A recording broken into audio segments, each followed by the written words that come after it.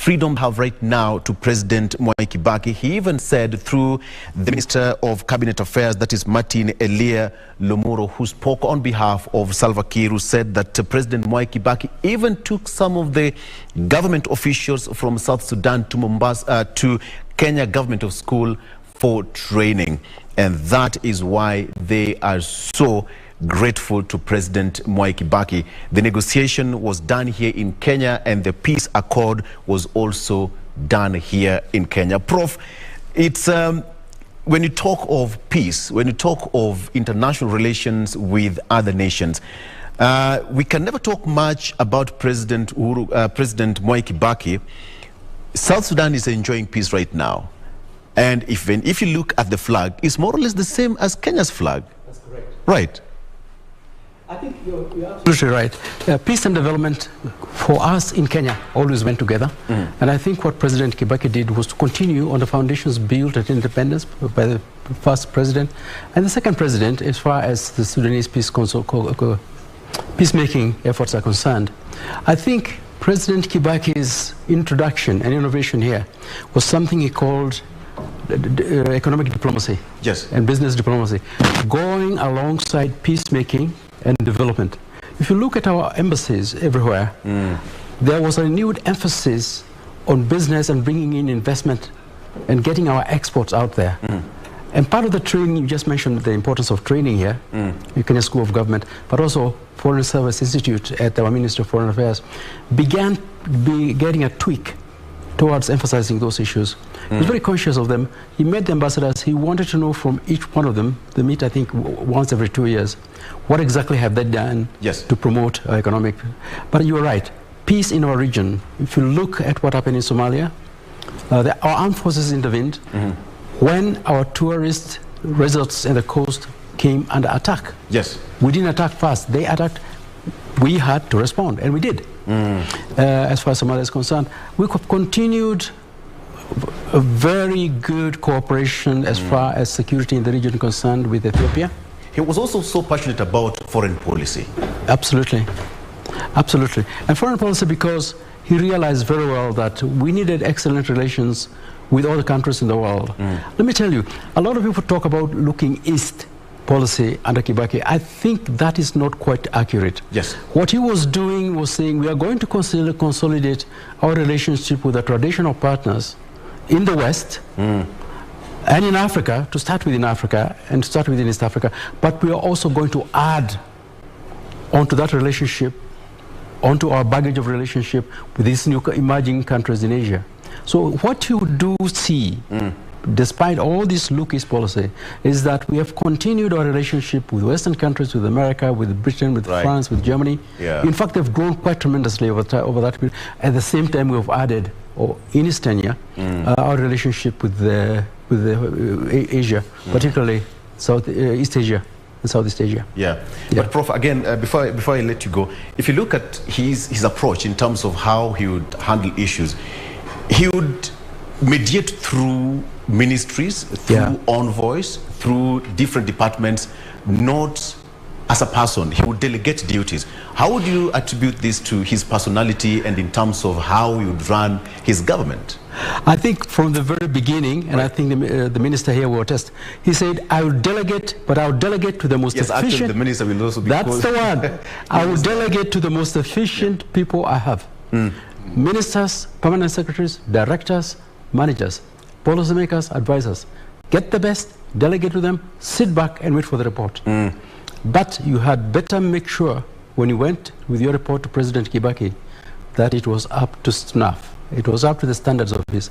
Otherwise, privately, you get a lashing. Waziri, give me a picture. When you went to report to the president, okay, he was your boss, Mzee, this is what I've done, this is the far I've reached, and this is the next step. How would you react? No, Professor in a cabinet meeting? Professor is very right. You know, Kibaki, you don't go to see Kibaki to tell him anything. Yes. As long as you are working, he will leave you alone. He does not want you to go reporting to him. You are going to tell him what? Can you tell Kibaki, you go and tell Kibaki, give me the results. I have started on this road. Yes. No. He's there. He knows exactly what is happening everywhere. Right. So if you make a mistake, that's the time maybe he'll call you. And if you find Kibaki telling you to go and see him, it is either you have done something that is not right, or there is something that he wants you to initiate. Otherwise, Kibaki will not bother you. For example, in the docket of roads and infrastructure, Yes. we would meet. He will not, just like when you find that he wants to meet you before he goes to the construction site to launch a road. No. He knows everything will be okay. So you go. The belief is there. He looks at the belief when you are there. And he was very fast at looking at issues. Very fast. The He pointers. very fast. Yes. And he knew every time you are going outside, when he's meeting readers, number one issue was roads. Roads and water. So, but the priority was always roads. Roads were in bad condition. So he would be able to address those issues. Right.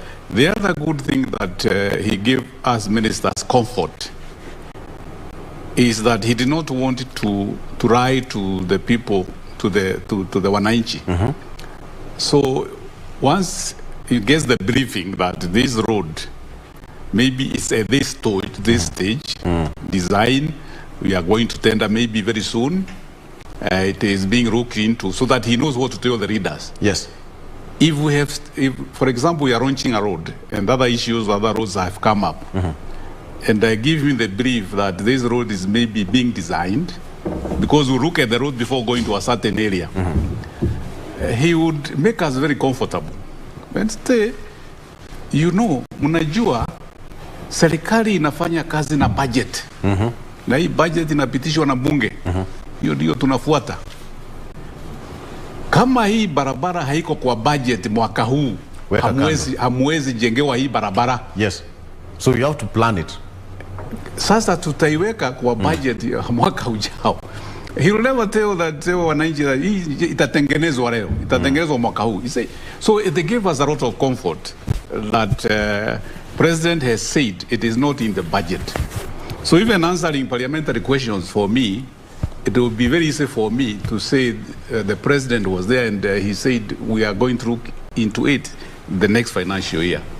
But he would be able to tell the people the truth, and that gave us a lot of comfort. Absolutely. Yes. All right. And Okay. And also, if when you are giving the belief, and this is something that we learned to be thinking on our feet. You don't know what he's going to ask. For example, you are explaining about the road, and there is the drawing and the map of the road. So you look at it and say, anaona hapa inapitia hapa. Sinaona hapa kuna town nyingine pale. Sasa kwa nini hii barabara isiingie huko? Wale watu watasema nini? How many kilometers is it from here to there? So you have to have all the facts right. Yeah? Right. And you have to have the figures. Tukiingiza hapa, kwani tutaongeza pesa ngapi? So that he now knows, he says now tutaipeleka kwa hii shopping center, then you have to do it. But you have to be very careful to tell him the actual cost. So that it can be accommodated. If it cannot be accommodated, Yes. then he will not talk about it. He will not talk about it. He will let it be there. But he wants to know when he goes to tell the wananchi, does he commit himself? That really confirms what President Kenyatta said yesterday, that as a leader, you must be able to lead yourself first. Yes. Absolutely. All right. O'Brien, take it away. We also wanted to update the people that, they have taken a detour, yeah? I think they have used the Mokoroini route. Probably maybe because the other road was was taking a bit of time because it is still under construction. And I think the cortege was having a bit of problem here. And as we have just seen there, the cortege has just passed the Othaya Boys High School, yeah? Othaya? Othaya Boys. Oh, it's in Othaya already? So I'm here. Yeah.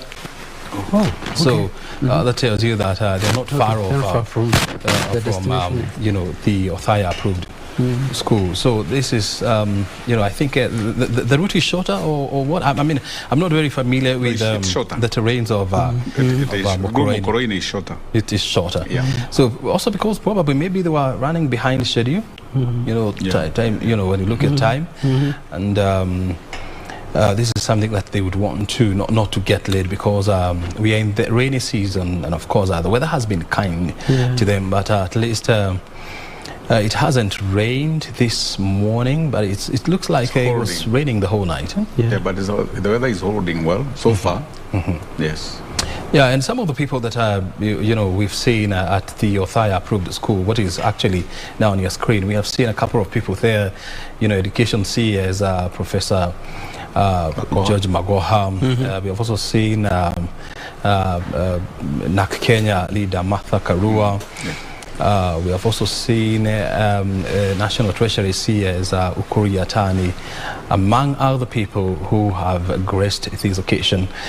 President Uhuru Kenyatta has not yet landed here, but is expected to land before the arrival of the cortege. So those are some of the issues that we are monitoring from here. We are still in the good company of two men who served under the late President Mwai Kibaki, that is Professor Michael Chege, who was an economic as well as associate advisor to the President, and engineer Joshua Toro, who was a former assistant minister for roads, public works, as well as housing. We continue with this conversation here on what they learned, or they have learned from the departed president, and of course what legacy the late president has left that they are going to miss. I want to find out from you, Professor Chege, why was President Mwai Kibaki so keen on infrastructure development? Just like the minister here said, he realized two things. His own experience of Kenya's economy between 1963 at independence and 1978, the role played by infrastructure in opening up what were then called African areas of the economy, particularly agriculture. And the fact that there had been a decline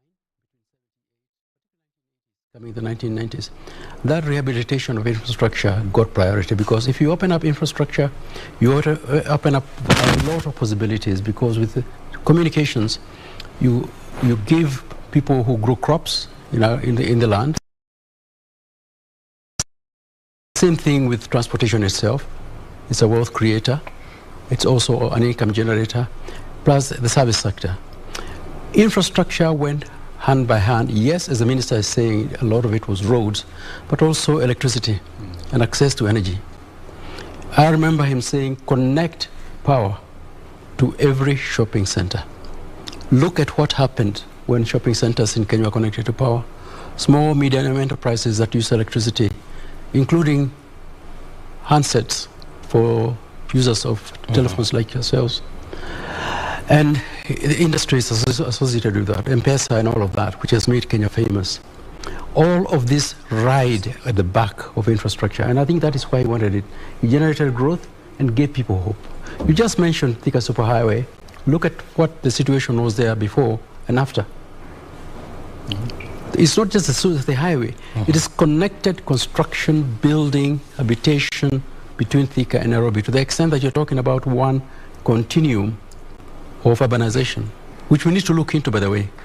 Yep. That it must be planned, better planned, because, and by saying better planned, it means more infrastructure, because we need better roads, you need sanitation, you need water, and also you need public places and schools and hospitals and all of that.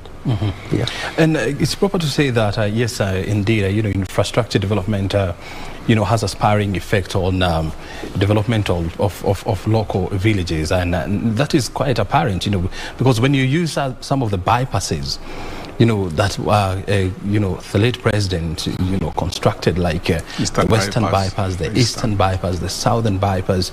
I mean, you've realized the significant development in terms of real estate.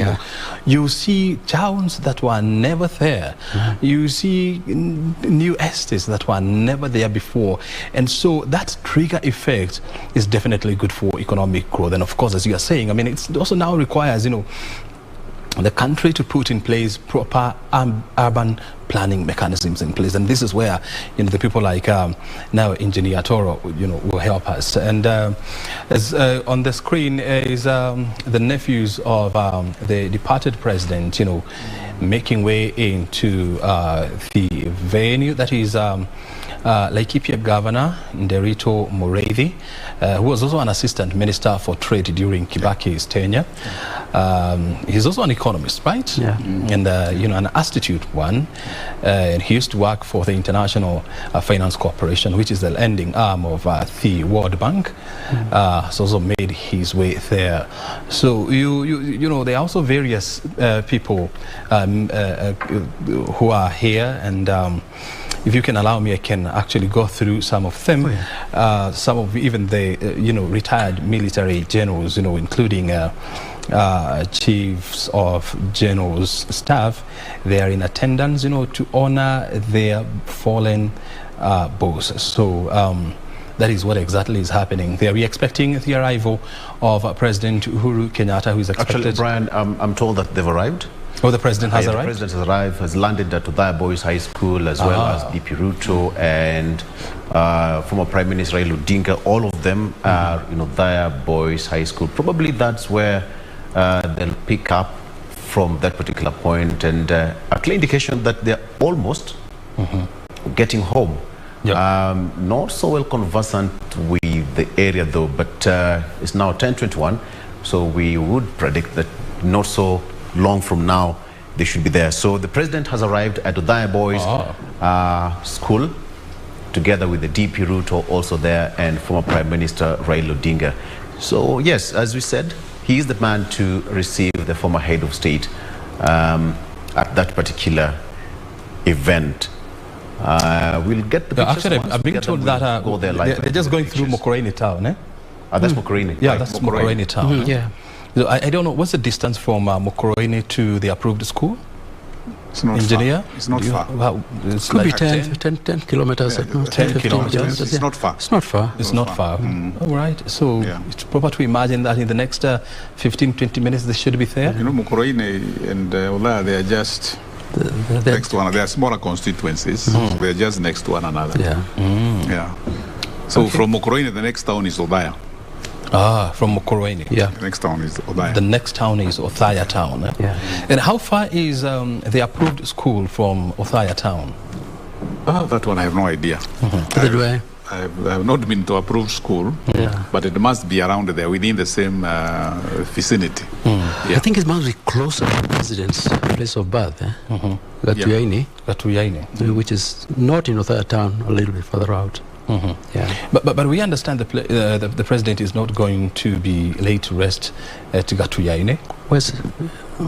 Is it in a home next to where the wife was raided? What is the name of that small town? I can't. It's Gatuyaini. I can't remember, but it's his home there. That's why he will be laid to rest next to the wife. Next to the wife. Home. The Othaya home. The Othaya home. His Othaya home. His Othaya home. Right. You see, the cottage is actually now, approaching closer and closer to the approved school, and of course, now they are in a haste pace because they really want to catch time. And the people on the screen is the cabinet secretary for health, that is Mutahi Kagwe, and he also served under the late president's tenure. He was the Minister for Information and Communication, and actually when the news broke out of the demise of the president, I had a chat with Mutahi Kagwe, and he really talked about how the president, was very of much help when Kenya was trying to cut its niche in the ICT world. Of course, with the landing of various submarine cables, and also, of course, with the rollout of M-Pesa, which is one of his digital legacy project. Of course, I don't know whether you really want to talk about that and how it has spurred economic growth in the region. I think this is again part of Vision 2030. Making Kenyan economy electronically driven, modern age, that is one of his legacies. And I think the best person to speak about this, when we've all heard him talk about it with passion, is Professor Bitangi Ndemo of the University of Nairobi, who was PS then in information communications technology. Konza City, all of those things were riding on under the back of the first undersea cable to come to the country, because the idea was to bring costs down. Apart from, instead of relying on satellites for electronic information delivery, we had the first undersea cable. I think we've gone on to the fourth, the fifth, and so on. Now we are at the sixth cable.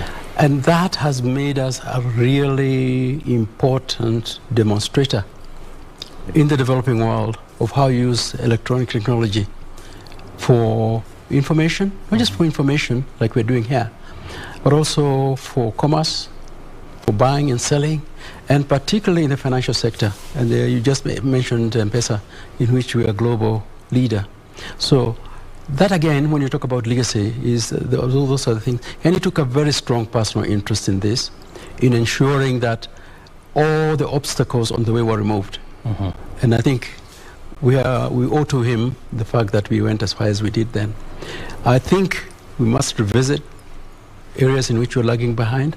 I think Konza City and the international partners who are supposed to come with us, the government of Korea, they're in there with a foothold in a big way, but also international players from the United States, the big brands like Google, Hewlett-Packard, all IBM. of them, IBM, FedEx, who had expressed interest in an airport there.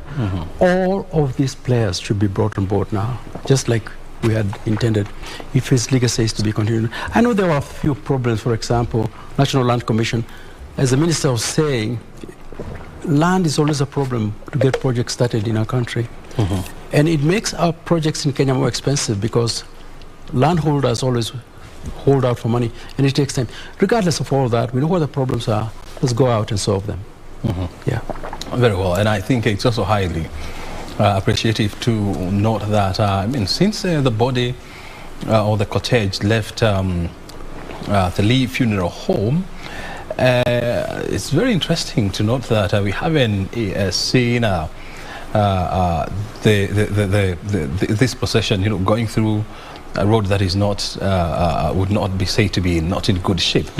Because the only stretch that we can talk about is the Keno to Marwa, which is under construction. When you look at the roads, which is definitely a legacy of Mwai Kibaki, engineer. Yeah, they were not there. And just a minute, that is Professor Anyang' Nyong'o, the governor for Kisumu, and the former Minister for Trade, Mohisa Kitui, who went on to become the United Nations Conference Trade and Development in Geneva, UNCTAD, Secretary General. That was quite a high position. That is also Senator Samuel Pogisio, who was also Minister for ICT during Kibaki's time. Actually, a lot of people there, coming to Mona. That is also Amos Kimunya, who was the Minister for Finance then. And also next to him is Speaker of the National Assembly, Justin Muturi. All at the Othaya approved school, waiting for the arrival of the cortege so that they can bid farewell to a man they have known and they have admired and they have worked with for quite a long time. We were talking about the roads, and I look at that, quite a beautiful landscape there, very green, and the road is absolutely stunning. This is very, very good. Do you want to say something about that? Yes, because you have pointed out about the road, you can see the quality of the construction of that road. One thing that President Kibaki was very particular about is getting value for money and getting, previously you would get a road which has been tarmacked and within 1 year there is no road. And he said he does not want that nonsense anymore. And also the cost of construction, when 2003, when Kibaki took over, that time because of the corruption issues, and it's good to talk about corruption where it existed, we found that the construction per kilometer of the road was about 60 million per kilometer. So we brought it down to about 30 million per kilometer. 30. And 30 million per kilometer. It down by half. By half. And also good road. Well designed and supervised, because supervision never used to be there. So by bringing the cost of construction per kilometer to 30, we were able to do more roads. And that is where we started. Our first budget, because we inherited a budget which was there 2002, 2003. The roads budget was below, the entire road was below 20 billion. 20 billion shillings. Yes. So when we put every cost-effective measure in place, me and Laila. And this was inclusive of the recurrent expenditure? Yeah. Wow. So when we put all those measures in place, we were able to kickstart the construction. So the 2003, 2004 budget was doubled. Yeah.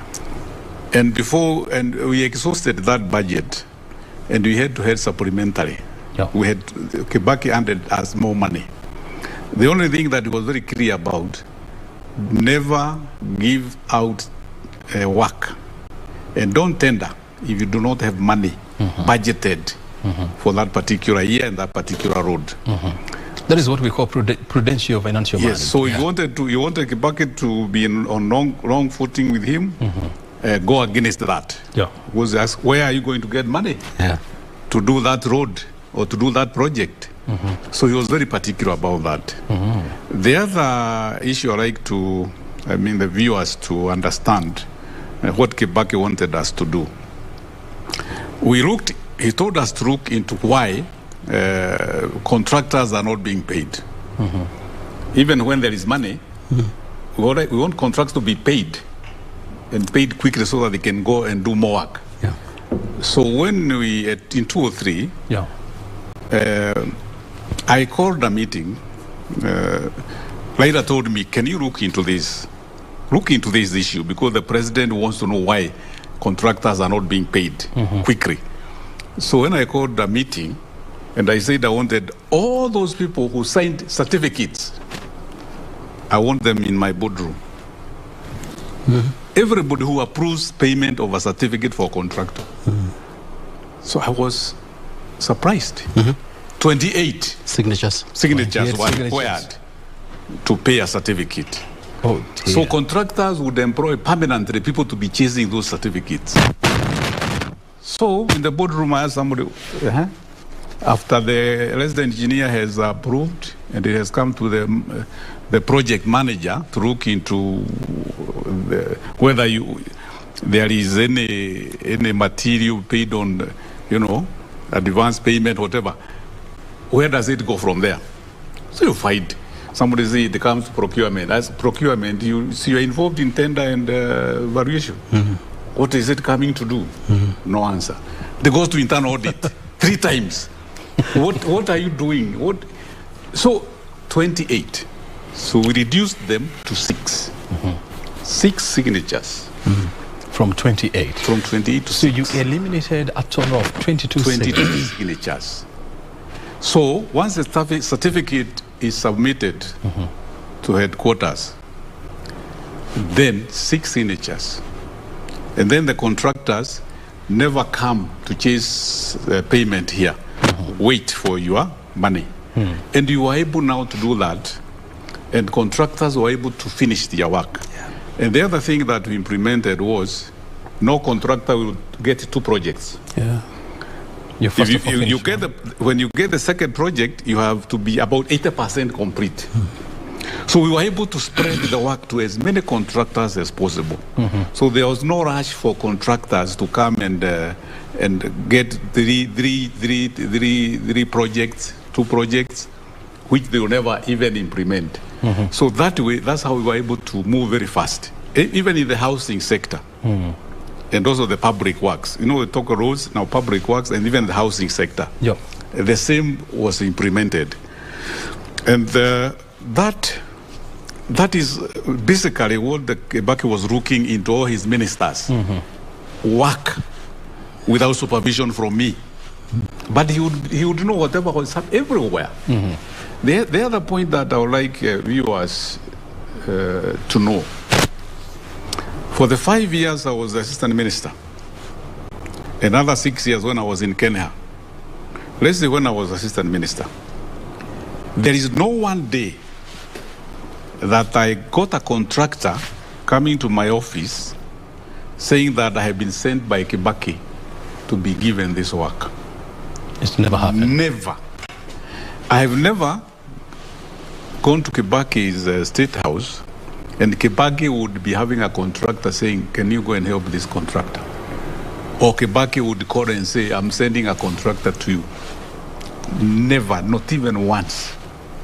That is the man you're talking about. So, contractors never used to go to State House to get work. They would come and tender professionally. They would be given and supervised professionally and paid. And paid. So that is Kibaki. Well, never. Even my minister, even Raila or Nyashai when he came, there is no time that any of them said we have instructions from State House that we do this. So the busy bodies that are characteristic of State House that we are being sent by the president, blah blah. Those busy bodies were not there. And the so-called hangers-on. And hangers-on, they were never there. I want to hear from I think you can confirm that. I just want to confirm that. I also want you to tell me things, because how did we end up with unpaid bills to contractors now of more than 330 billion shillings? And Uhuru Kenyatta, the current president, has been very tough, to ministries telling them, please pay contractors for the work that they have done. How comes we never used to have that during the short answer to that, Brian, is this. Just as President Kibaki was keen on projects being completed and money being spent, he was also as keen to make sure the tax money comes in. You just said that President Kibaki never called you about a delayed road and a delayed payment. The same thing we had from when he was at the Kenya Revenue Authority. You read his book, the Kenya's Tax Czar, and he was told when he took over that there's this phone which links you straight to State House. If it calls, pick it up. He says, from the day he got in there to the time he left, it never rang. Yesterday, or I think the day before, Willie Mutunga, the former Chief Justice, Dr. Willie Mutunga, was saying he never got a call throughout his tenure from President Kibaki calling him about a case. And he had said the same thing, incidentally, when he quit his tenure as Chief Justice. So you're hearing now again from a third time. The important thing is here was delegation, but also integrity. Once I give you the promise that there will be no interference on behalf of my friends, it won't happen. We have a serious problem right now on the fiscal side of macroeconomic management in our country because the tax side was hemorrhaging for a long time, not bringing in as much revenue as is consistent with the way the economy is growing. Because if the economy grows, tax revenue ought to grow on the back of it. It's called tax buoyancy by those who study those issues like that. That's one thing. The World Bank the other day was saying as much as 5% of GDP that should have come in as taxes is not there. There are reasons for it. You exempt some goods, you allow us to come in, or whatever reasons there are, and the people with care who can give you a good lesson on that, and that will be one of the answers to this. The other issues, and 5% of our GDP, which is almost 12 trillion Kenya shillings. This is why the IMF here, and we are on an IMF program now, are insisting on tightening on tax collection and on the fiscal side and targets. Luckily, they're going up again. But we've had that history now for some past, and we're going to see. And Kenyans realize it's going to hurt, because once the IMF is coming here with conditions like that, you will see the effect of that on your daily bill when you go shopping, all of the above. And also something else, I mean, that that you have put, and first of all, on your screen, that is Kenya Kwanza members, that is weekly, that is Senator, that is Senator Wetangula and Musalia Mudavadi, who was the Minister for Finance during Kibaki's tenure. During Mwai's tenure. He was a Deputy Prime Minister during Kibaki's tenure.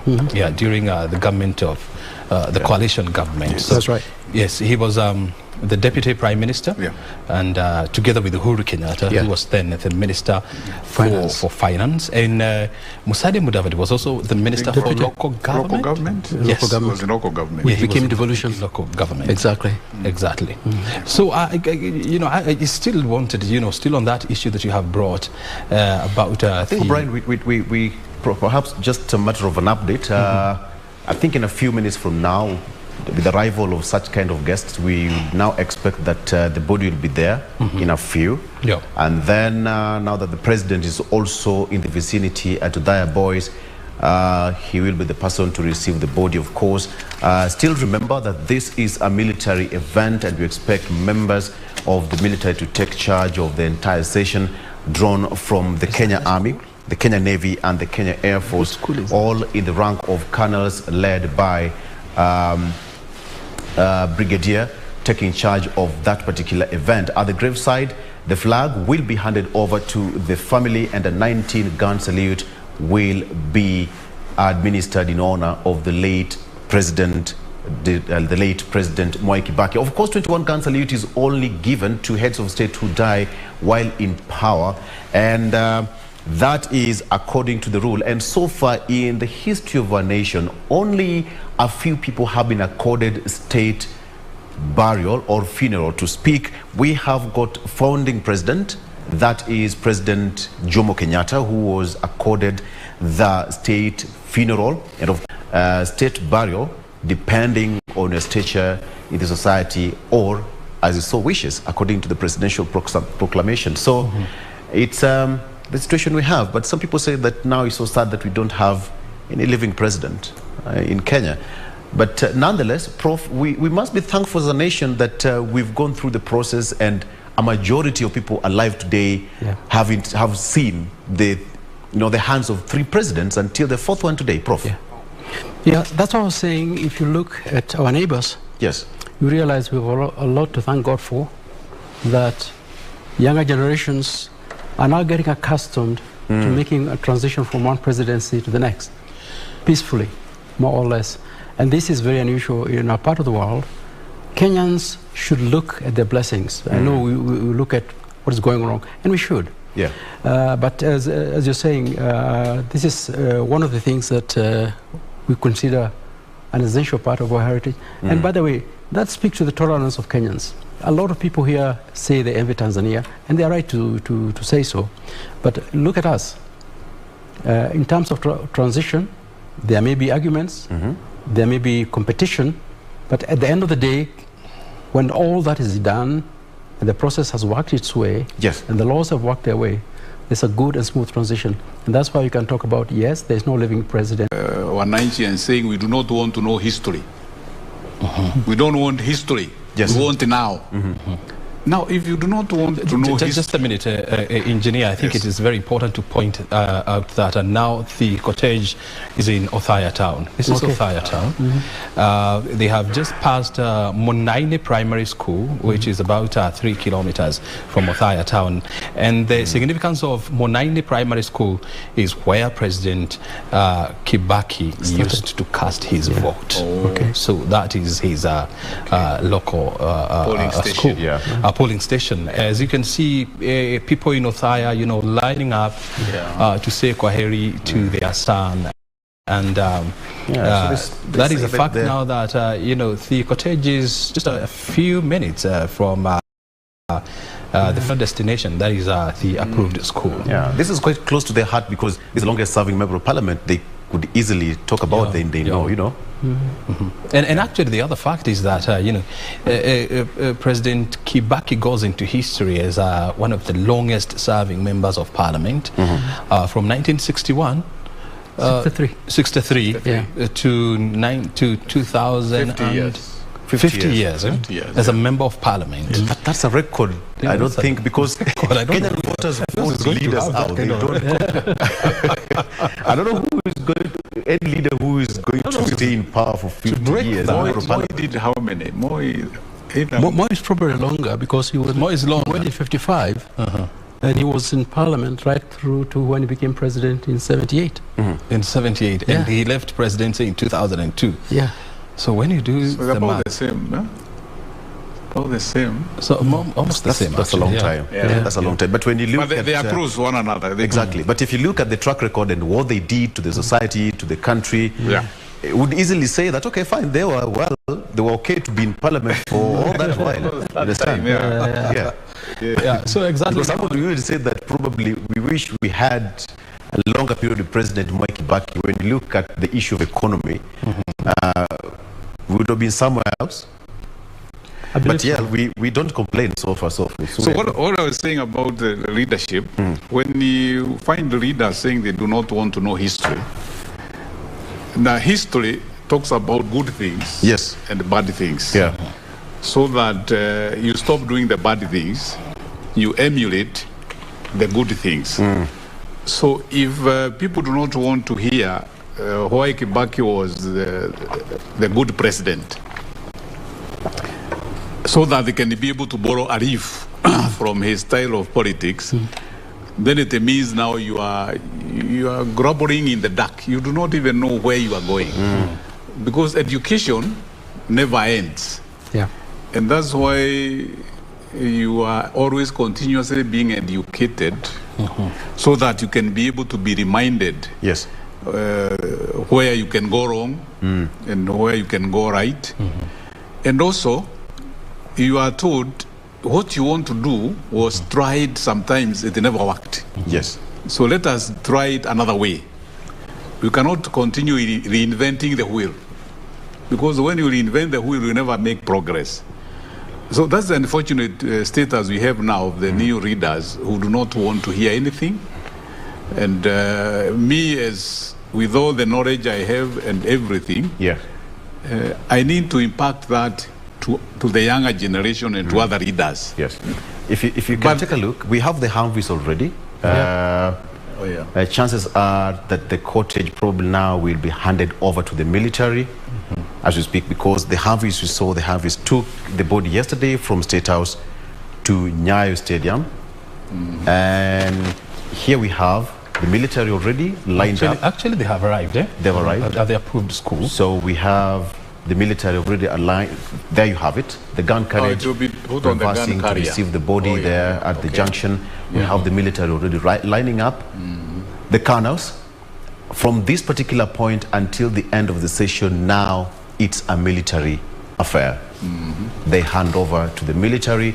And up to this point, we are going to see a change of program and how the protocol is going to be moved from this particular point until the end of the time. It's actually 10 minutes to 11. And we can now say that Mzee is safely home. Mzee is home now. Exactly. The body or the cottage is actually outside the approved schools. And for the journey that started at 7 in the morning, sharp. So it has taken them about how many hours? 4 hours. 4 hours and 50 minutes. Almost 5 hours. That's almost 5 hours. But as you said, it was a plus or minus because of the stops. Probably they would have done even shorter. Exactly. Yeah. Exactly. I mean, but when you look at the program, I mean, it was expected that they will be here at 10. At 10. Yes. They're just 50 minutes behind schedule. I think they will have to do something to the try diversions, and catch up on time. Still okay. Yeah, it is still so okay. The gun carriage, if you look at the gun carriage itself, it has got 2 flags. The white one is the presidential standard for President Mwai Kibaki, which he used during his time in office, and then the Kenyan flag. The gun carriage, of course, now will take the body to the venue, and signaling that it's now a military event, exclusive military event. Just look at the parade.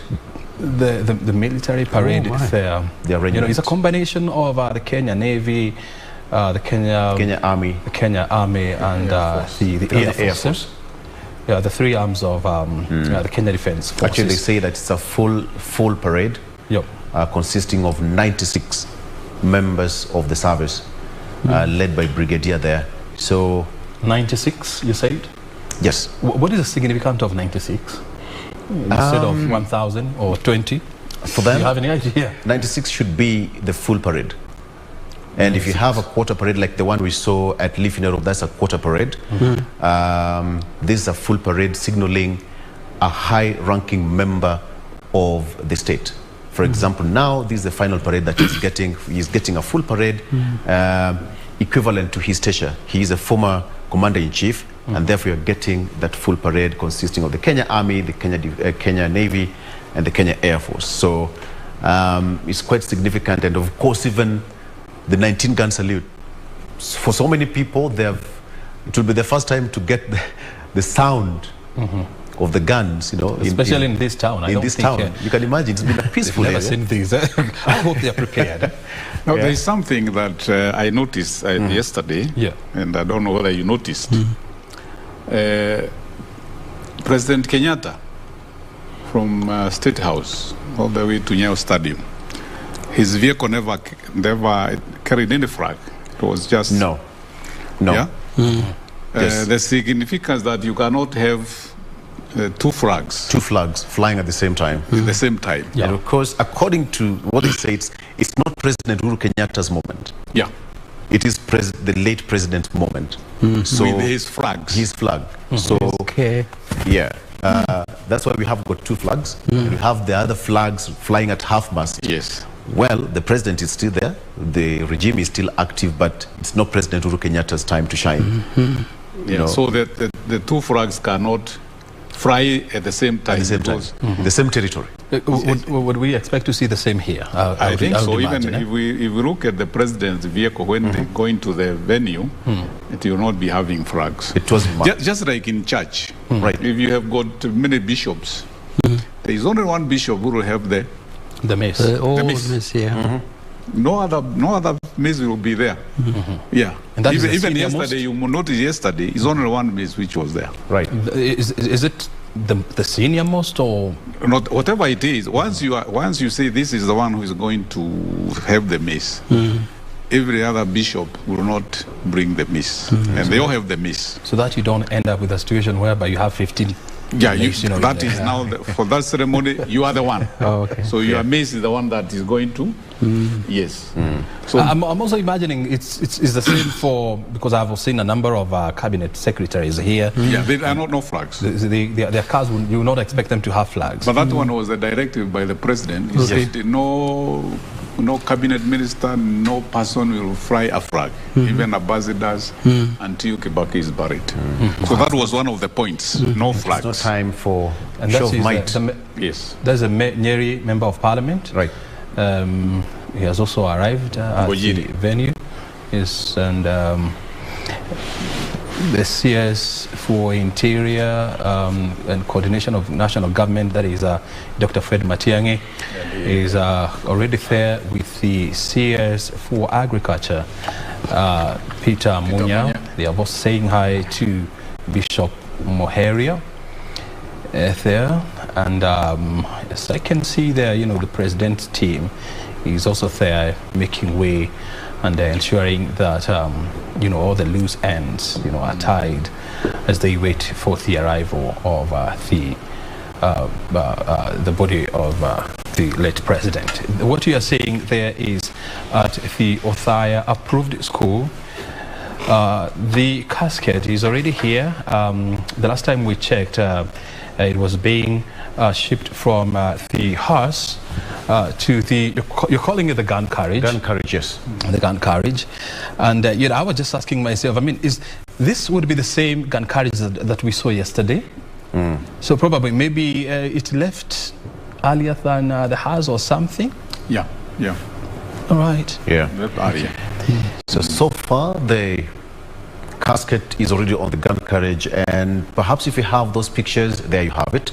It's now the marching on, the slow march with the gun carriage, and the formation. Formation is the same. Let's take a listen on what's happening there. First of all, national anthem. Jeshi mkuu wa majeshi ya ulinzi, na kama tulivyoombwa hapo awali na mwenzangu kwa mchango, tutakuwa tunasimama kwa ajili ya heshima ya wimbo wa taifa na wimbo wa Jumuiya ya Afrika Mashariki. Endelea kupata muziki. Unaweza nichukue sasa hivi.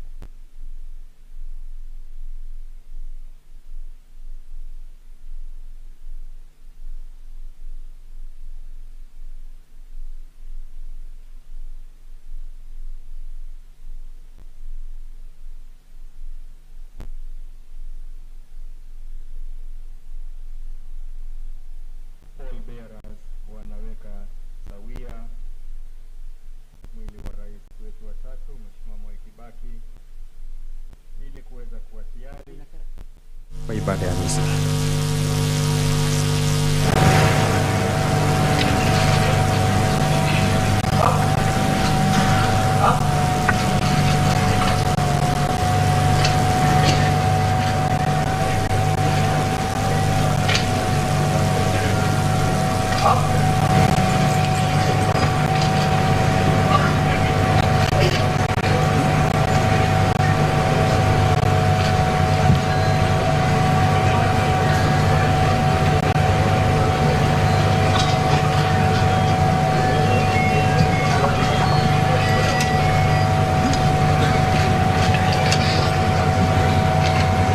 Asanteni sana kwa heshima, naomba tuweze kuketi na nipishe kwaya zetu ili ziendelee kutupa muziki, ikiwa ni matayarisho ya ibada yetu ya misa ya siku ya leo.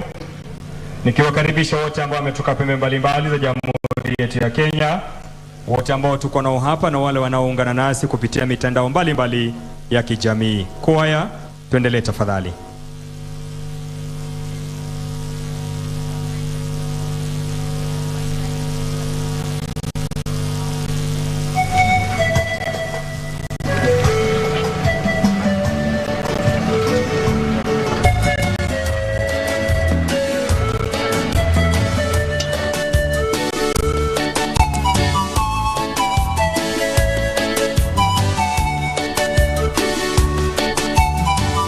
Uwanjani State House Choir.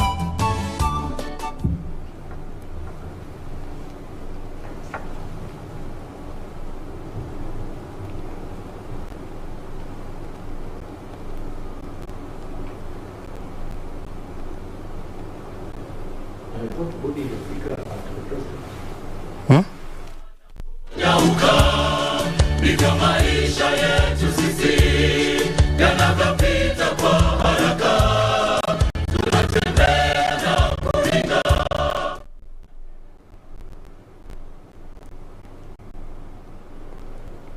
Is that the process?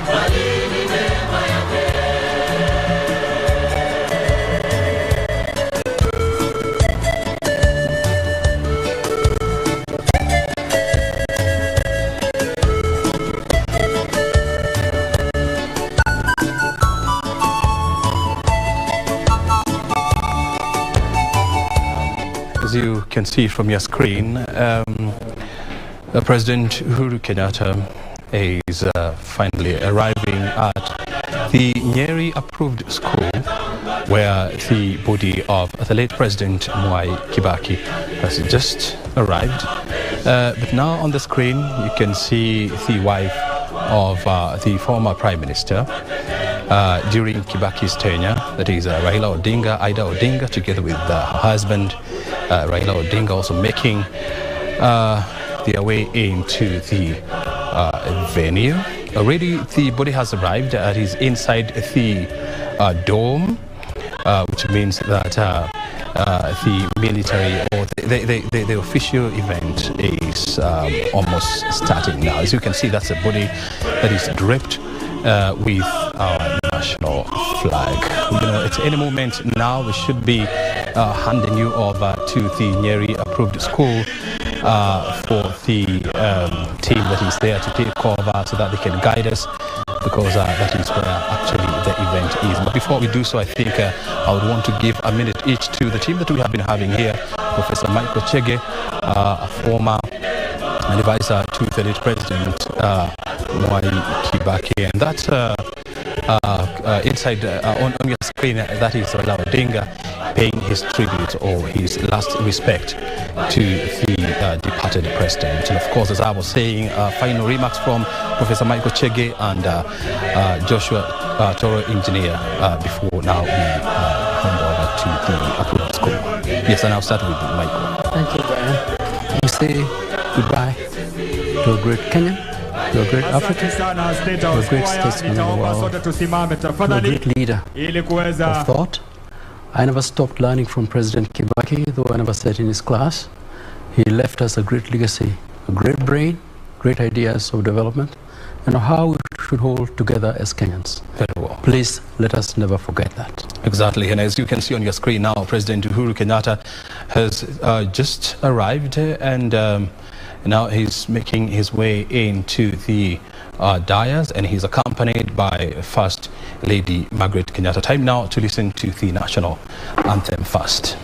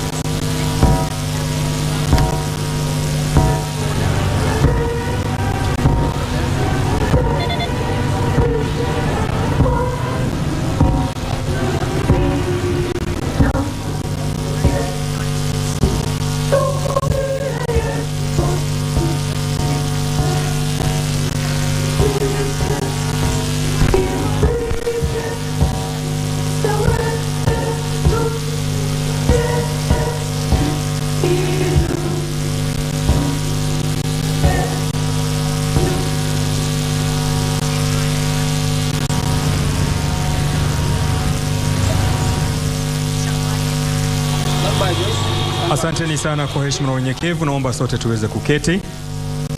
Nikirejesha kwa kwaya yetu ya Ikulu, the State House Choir, watatupa wimbo Kama Maua ambao niliukata ukiwa katikati. State House Choir, Kama Maua.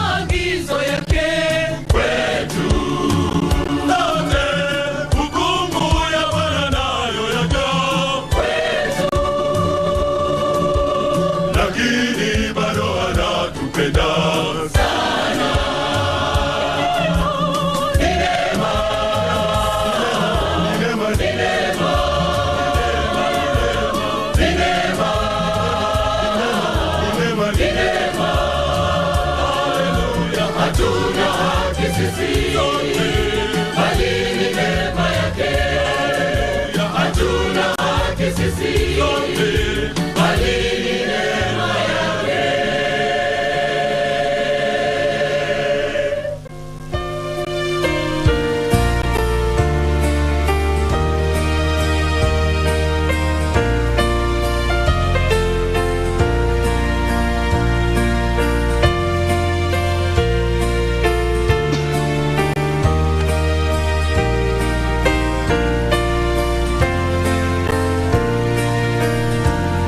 We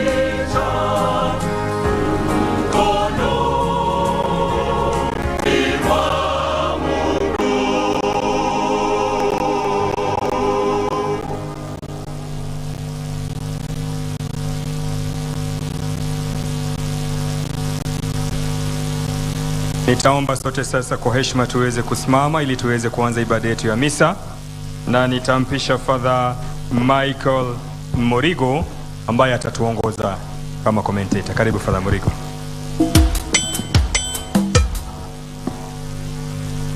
Nawakaribisha nyote katika ibada takatifu ya misa. Tunaelekea kuanza, and I humbly request that we prepare our minds and hearts to enter into the mood of prayer, avoiding all kinds of distractions, so that we may offer this holy sacrifice worthily as we offer our prayer for our own good, and as well as we pray for the soul of our Baba, Rais Mwai Kibaki.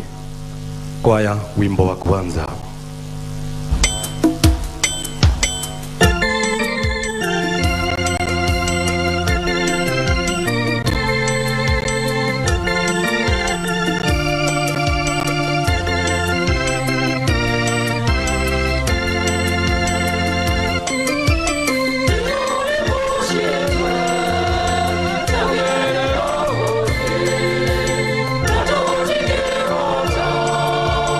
Oh,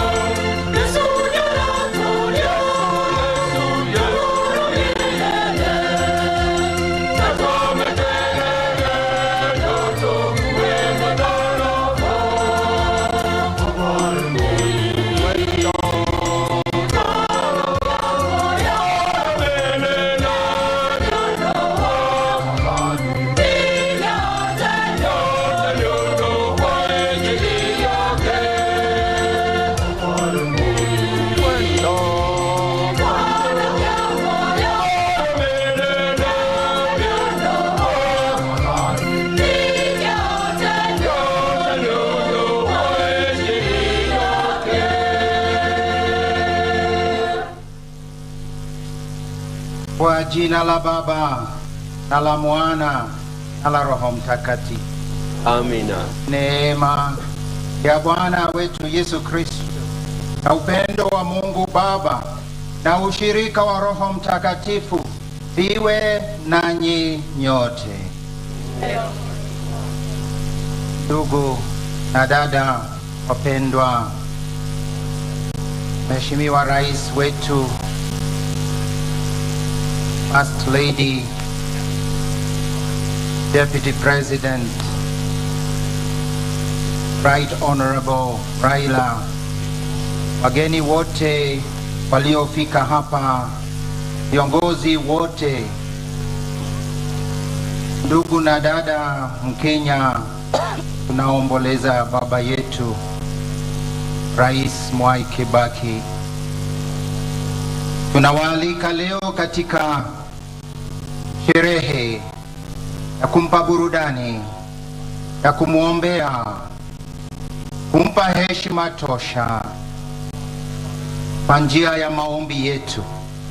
Tumo hapa wengi viongozi wa madhehebu na dini mbalimbali waliomo kulia kwangu kwa altari. Wamo wengi kati ya umati uliomo katika chumba hiki. Tuomba basi tuunganike nyoyoni, tuinue roho zetu kwa kumwombea huyu baba na kumpa heshima yake kama inavyostahili. Tutafanya hivyo kwa kutoa ibada ya misa kwa njia ya maombi ya marehemu, Requiem Mass. We therefore welcome you all to today's liturgy and prayer. It is not only what we will do here according to the wish of our beloved founder, father of this region of Othaya in many ways, but also a great statesman and father to the nation. We will do so each one according to our own faith, but we'll do so all of us with faith. Today, this is an encounter of faith.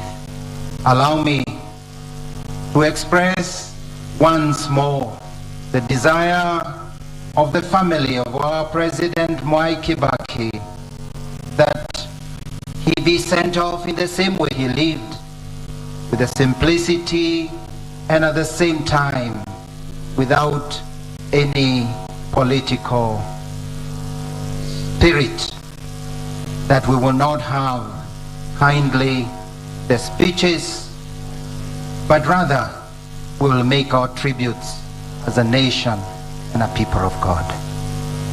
My brother, my sister, all of us here, let us hold our hearts, hold our dear beloved president in our prayers, show our great respect for him, and give respect to our dear nation.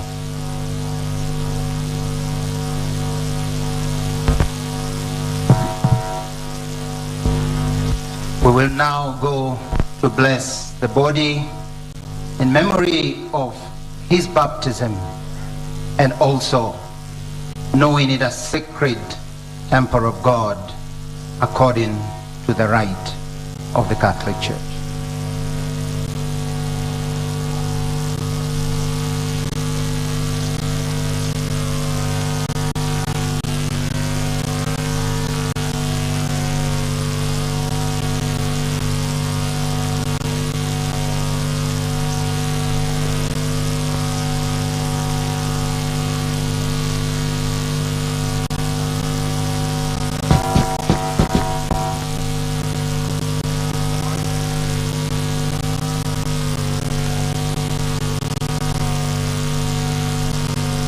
Lord, have mercy.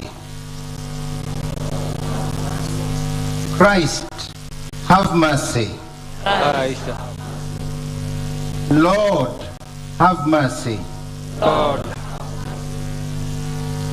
Our Father, who art in heaven, hallowed be thy name. Thy kingdom come. Thy will be done on earth as it is in heaven. Give us this day our daily bread, and forgive us our trespasses, and we forgive those who trespass against us. And lead us not into temptation, but deliver us from evil. Amen. From the gates of hell, deliver his soul, O Lord. May he rest in peace. May he rest in peace. Lord, hear my prayer, and let my cry come to you. The Lord be with you.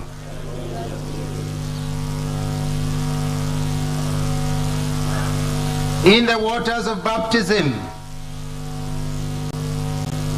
our dear President Mwai Kibaki died with Christ and rose with him to new life. May he now share with him eternal glory.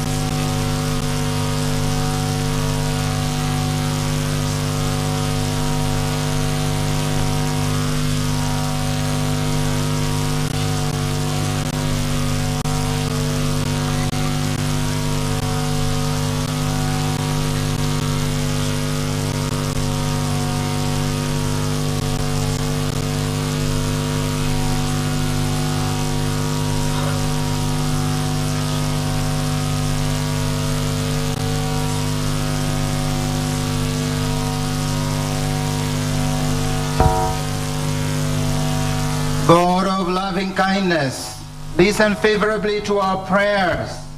Strengthen our belief that your Son has risen from the dead, and our hope that your servant, President Mwai Kibaki, will also rise again.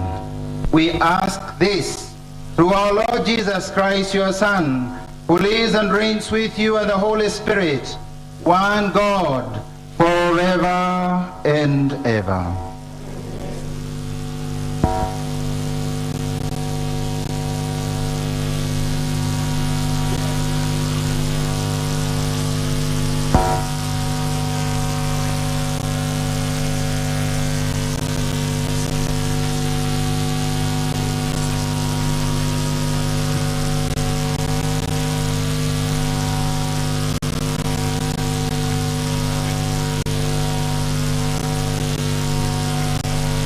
Tuombe. Ee Bwana, tunakuomba usikilize kwa wema sala zetu, ili kama vile imani yetu katika mwanao mfufuka kutoka wafu inavyoimarishwa, vivyo hivyo tumaini letu la kutazamia ufufuko wa mtumishi wako Rais Mwai Kibaki lithibitishwe kwa njia ya Bwana wetu Yesu Kristo mwanao, anaishi na kutawala nawe katika umoja wa Roho Mtakatifu, Mungu daima na milele. Tafadhali tuketi.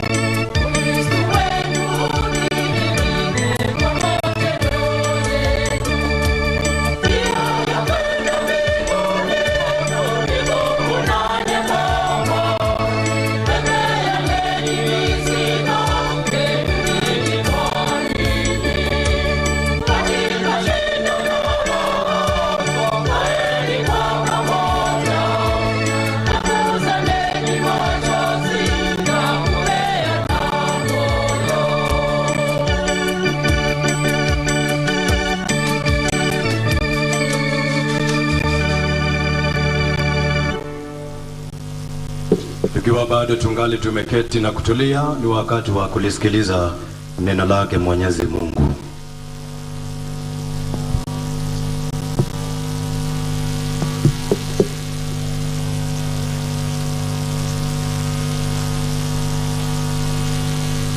Somo katika kitabu cha hekima ya Sulemani. Roho za wenye haki zi mkononi mwa Mungu, wala mateso yoyote hayatawagusa.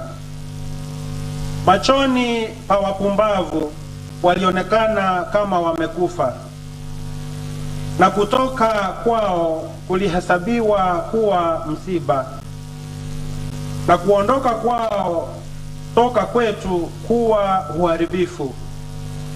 Lakini wao wako katika amani. Na hata kama kwa mtazamo wa watu wanaonekana kuadhibiwa, tumaini lao limejaa kutokufa. Kwa kuadhibiwa kidogo, watafanyiwa mema makubwa. Kwani Mungu aliwajaribu akawakuta kwamba wanamstahili yeye. Aliwatathmini kama dhahabu katika tanuri, na kama sadaka ya kuteketezwa aliwapokea. Na wakati wa kujiliwa kwao watang'aa, na wataruka huku na huko kama cheche kwenye nyasi.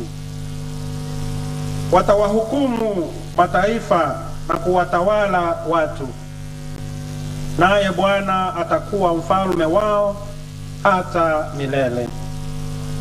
Wenye kumtumaini Mungu watafahamu ukweli, nao waaminio katika upendo watakaa naye.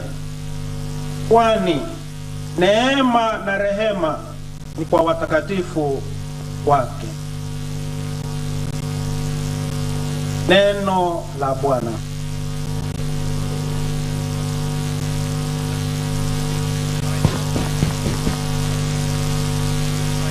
Zaburi ya kuitikia. Itikio.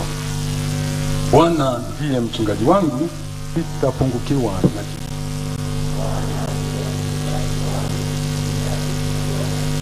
Bwana ndiye mchungaji wangu, sitapungukiwa.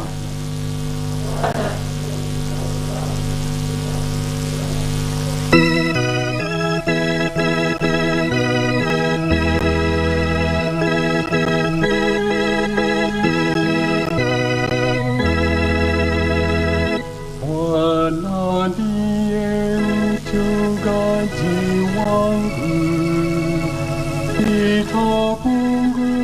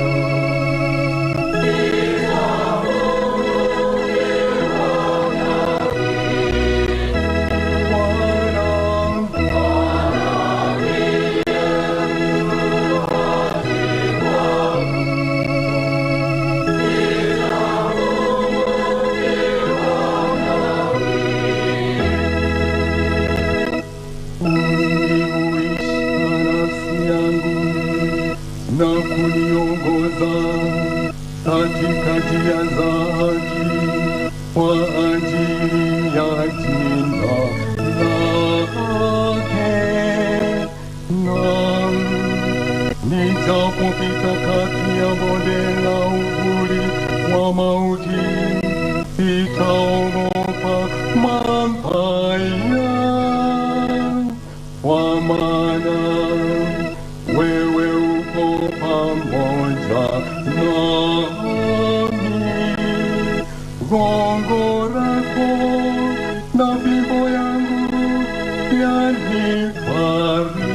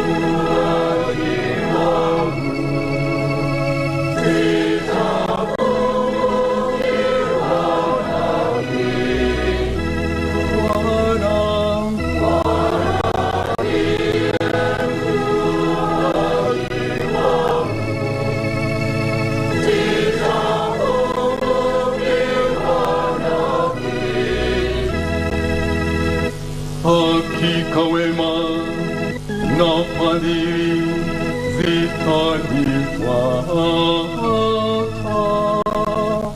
siku zote za maisha yangu, nami nitakaa nyumbani mwa Bwana milele.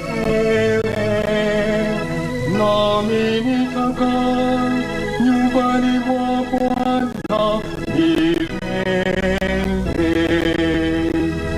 Bwana ndiye mchungaji wangu, nitapungukiwa na nini? Bwana ndiye mchungaji wangu.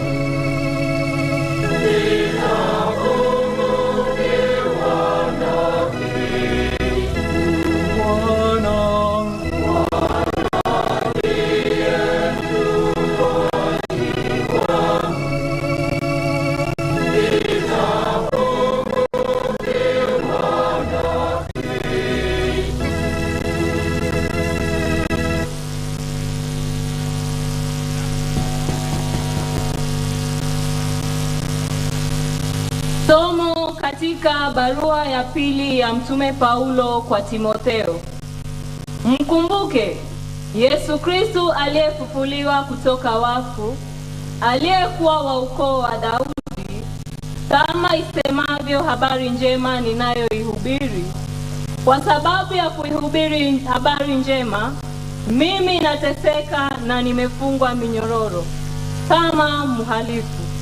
Lakini neno la Mungu haliwezi kufungwa minyororo. Na hivyo navumilia kila kitu kwa ajili ya wateule wa Mungu, ili wao pia wapate ukombozi upatikanao kwa njia ya Yesu Kristo, na ambao huleta utukufu wa milele. Usemi huu ni kweli: ikiwa tulikufa pamoja naye, tutaishi pamoja naye. Tukiendelea kuvumilia, tutatawala pia pamoja naye. Tukimkana, naye pia atatukana. Tukikosa kuwa waaminifu, yeye hubaki mwaminifu daima, maana yeye hawezi kujikana mwenyewe.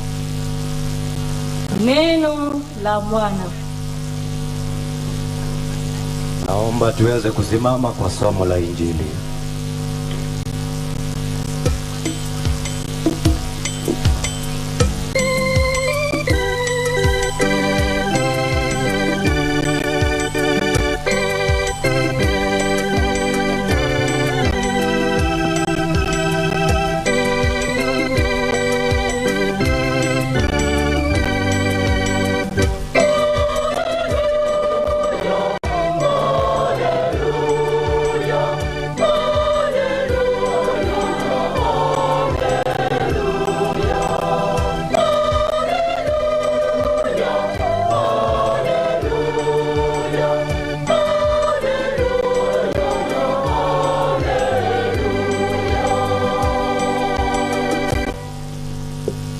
Nyooni muliobarikiwa na Baba yangu, asema Bwana, pokeeni ufalme muliotayarishiwa tangu kuumbwa kwa ulimwengu.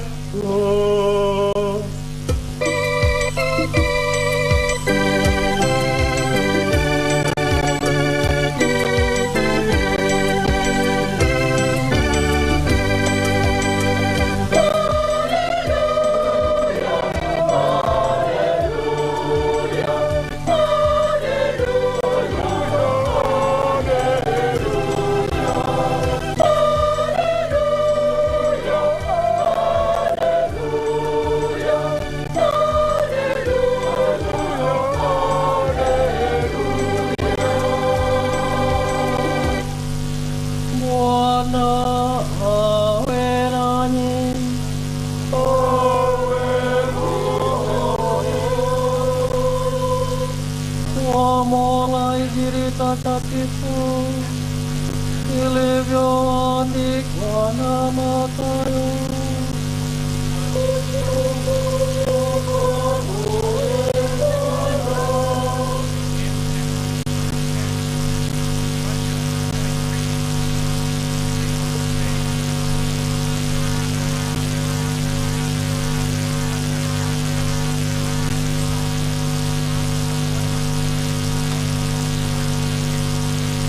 Wakati mwana wa mtu anapokuja katika utukufu wake na malaika wote wakiwa pamoja naye, hapo ataketi juu ya kiti chake cha enzi kitukufu, na mataifa yote yatakusanyika mbele yake.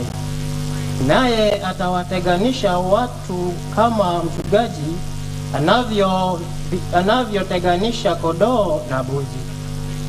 Atawaweka kondoo upande wake wa kulia na mbuzi upande wake wa kushoto.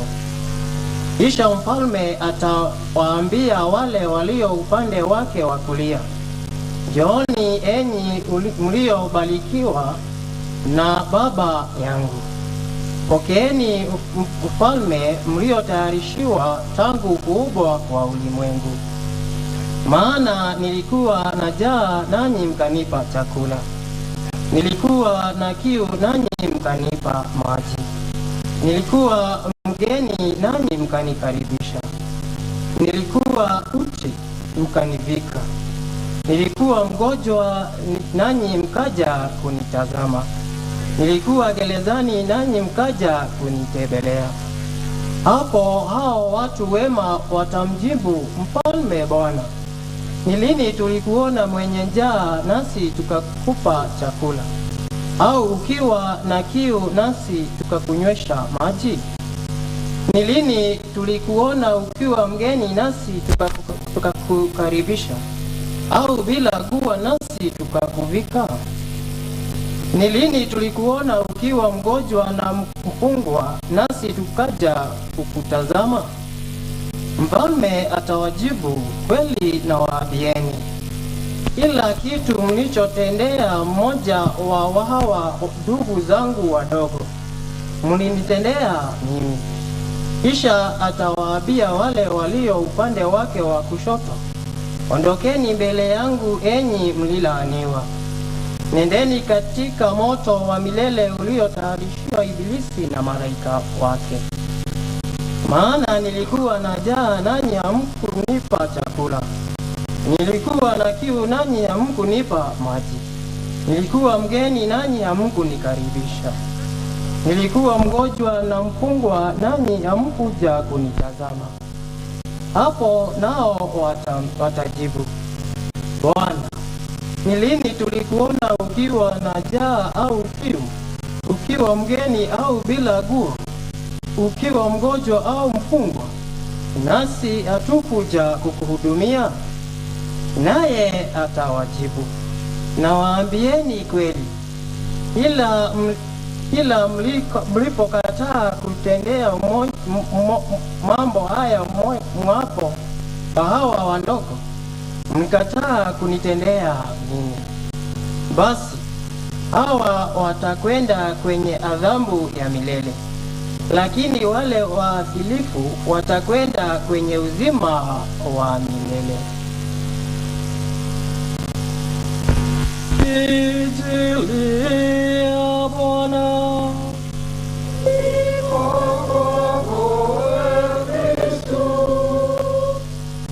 Tafadhali tuketi.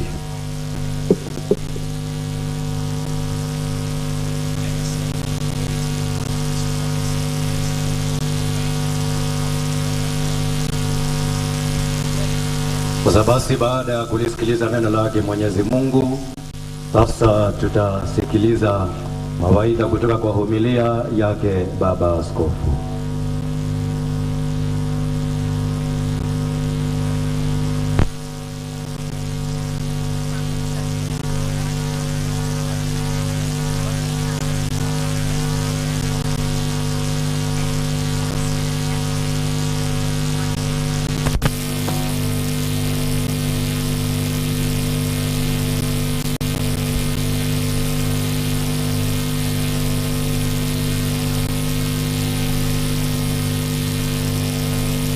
Waombolezi wote, ikiwemo viongozi wetu, ongozwa rais wetu mpendwa,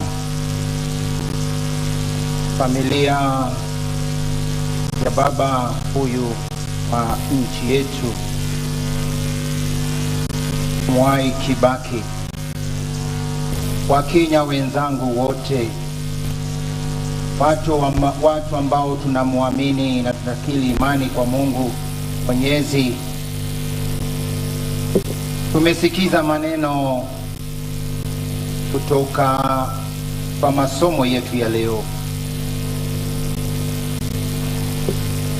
Neno la Bwana linaelekezwa kwetu, ili kama vile tunasoma katika kitabu cha Waebrania, ni kama upanga wa upande miwili, na neno hilo linaingia hadi nyoyoni zetu, hadi pale mifupa inashikana.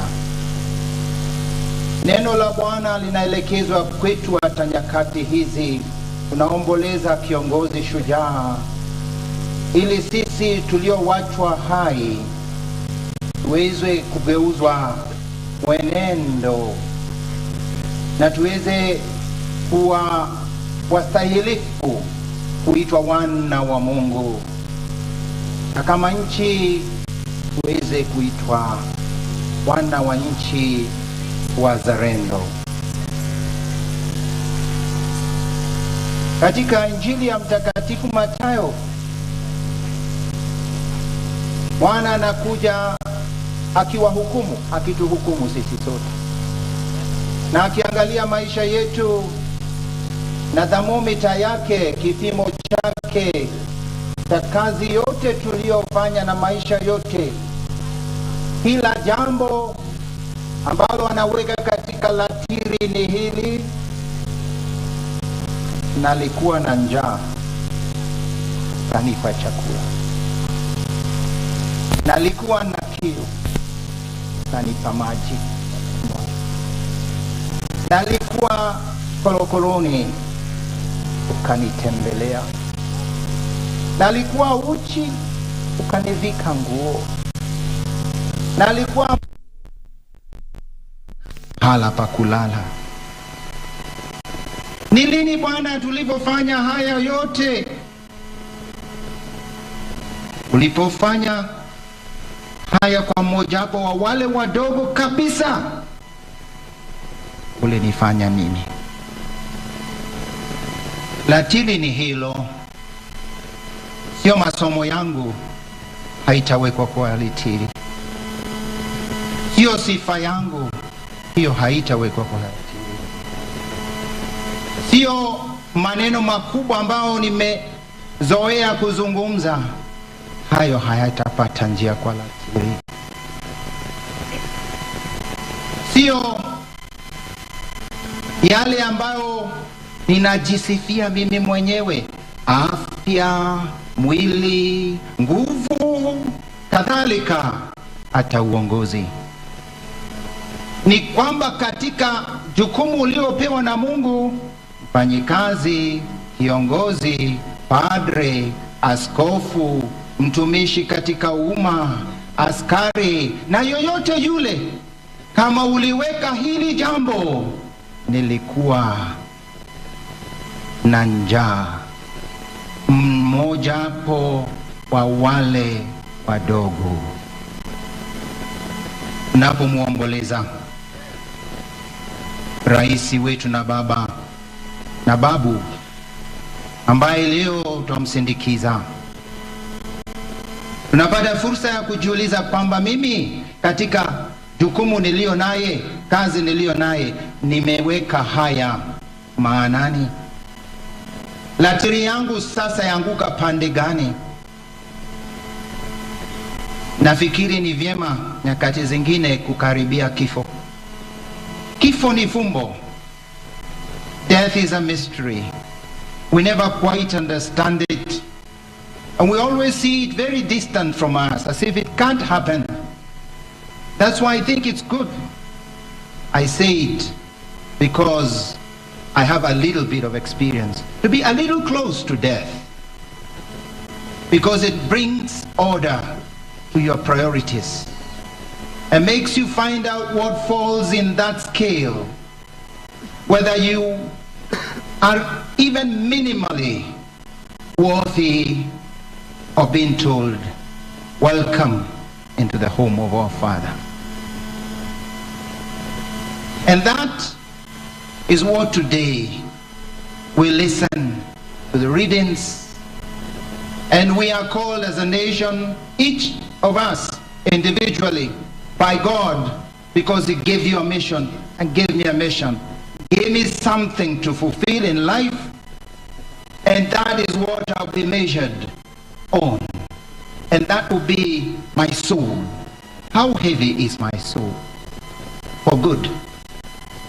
How white, how beautiful, how sparkling, how precious is my soul. My body may look good, I may even look strong, but warn me if my soul be empty shell. Warn us if we are soulless because we are living dead. Warn me if I can't find space to be called worthy of some love weight, mercy weight.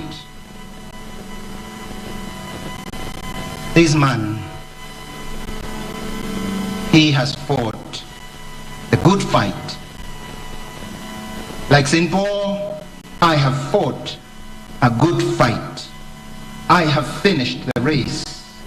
I have kept faith. Nimezipiga vita vilivyo vizuri. Mwendo nimeumaliza. Imani nimelinda. Nimevipiga vita, sio moja, sio mbili. Na kwa Kiingereza, the fight, not a fight. St. Paul here is speaking about his death, a holy death, a meaningful death, a fulfilling death. For many, death can be a terrible thing, terrible unfair event, can seem to be a total loss for many. Kuna wale wanazoea tamaa za ulimwengu, raha za ulimwengu, na kwa hivyo wanaogopa kifo, kwani kifo kwao ni mwisho. Hakuna chochote unaweza tumania baada ya huo mlango. Ndio maana ni vyema kukaribia huo mlango angalau mara moja kwa maisha. Usikaribie sana tafadhali, sijiweke kwa hatari, sijiweke kwa hatari. Lakini ni somo, kwa sababu inarudisha akili na fikira zetu za kujua niliumbwa kwa sababu gani. Lengo, nia ya Mungu kuniweka ulimwenguni ni gani? Sio raha kwangu, sio kujipenda na kujijenga, la hasha. Why did God bring me on earth? And that's why when death curtails our pleasures, many people see death fearful end. On the other hand, for a person of faith, a person who believes in God, a Christian, life is not ended, but changed. Life on earth, for us who believe in God, is a rehearsal for heaven. We are just here in a rehearsal. And I pray that the rehearsal be good. We have seen the meticulous way our military rehearses any ceremony, and this one is no less. They do not allow anything to come unforeseen or to come between them and the goal they want to accomplish. My life has a goal, and the goal is to see God, and the goal is to be embraced by God, and the goal is to be godly. I must blossom in godliness on earth so that I can be offered as a pleasing bouquet of flowers to God, as a pleasing gem for his crown. But woe on me if instead I wilt, because I have chosen ill, worldliness, nothingness. What determines the fulfillment at this crossroad of death is, what did you live for? What is your spiritual weight? What is your love weight? What is your mercy weight? And here we examine whether our focus and aim has been just on the ground, on the worldly. Kama macho yetu yalikuwa yanaelekea kwa Mungu, kwa mambo ya juu, kutumainia ya juu, ama tumeshikwa na ya ulimwengu. Are we with our eyes on the ground, or are we looking up? Because we are called to fly high as eagles, to look at God, to look at the world with a panorama from up there. But we could decide to become village chicken that peck around the house looking for worms, when we are called to fly high and soar and enjoy the pleasure of the panorama of the creation of God. The choice is ours. Unfortunately, the village chicken, when it lays an egg, makes the whole village know. It crackers all over. The village knows it has laid an egg. The eagle doesn't squeak, doesn't do it. The egg of an eagle that soars up happens in silence. But the chicken only knows itself, doesn't know any other. It prides itself in walking around.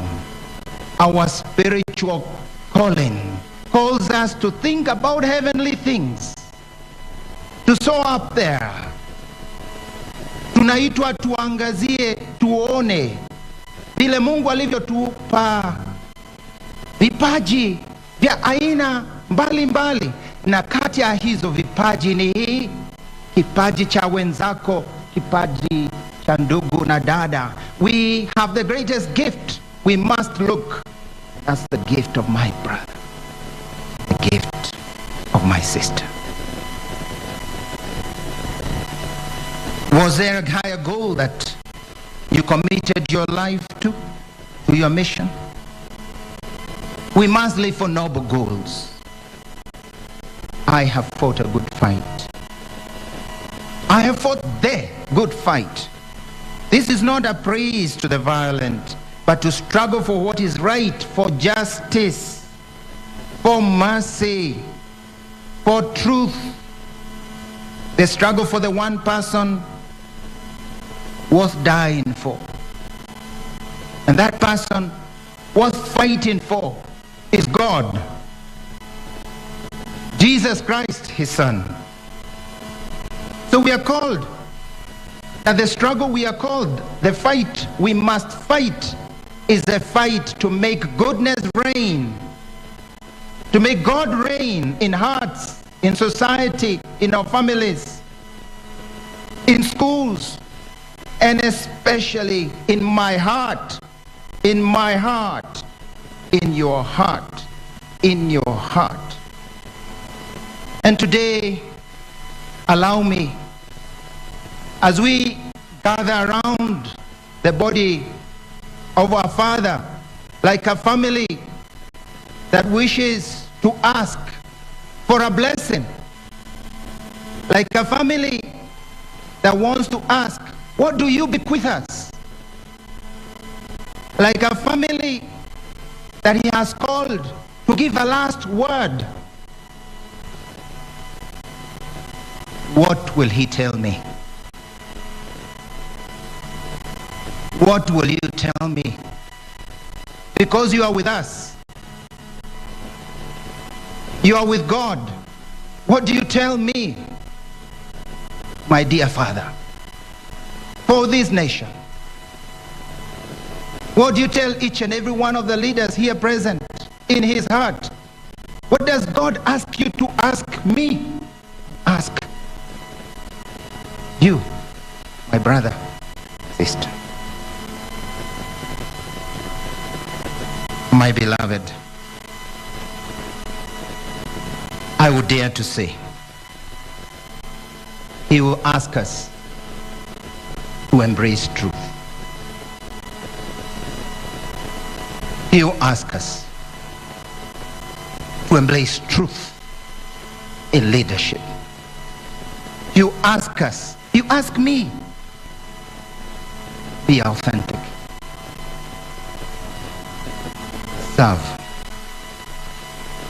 Don't seek yourself. Be simple.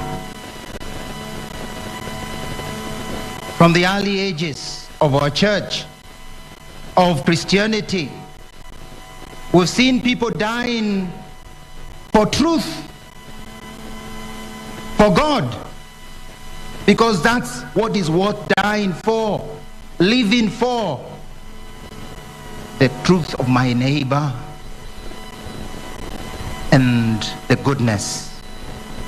Unfortunately, how scarce this heroism to commit to something bigger than me.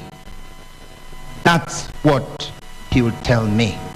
Commit to a bigger project, to a bigger calling than you, your fulfillment, your fame. Commit to something that outlasts your grandchildren, that outlasts your generation and centuries. Commit to a truth that never changes. Many times in our dear nation, we have slipped away into the slope of selfishness, of greedy goals, of fake truths, because if God is not with me, I am fake. if my heart is empty of God, of godliness, of these which we are calling higher calling, of respect, then I have sacrificed God is the truth. Baba huyu ametuachia mfano mkubwa. Alisimamia ukweli. Urithi wake kwetu ni urithi wa kutuambia sisi sote tushike, tulinde ukweli na tuwe vile tulivyo, bila kujitafuta, bila kiburi. What would you tell us to? Excellence, we were told yesterday. Excellence. Tuliambiwa tufanye kazi kwa bidii na tusitosheke ni kufanya tu kazi kienyeji, nusu mpango, lakini tulenge kumtolea Mungu kazi iliyo bora, tumtolee ibada safi.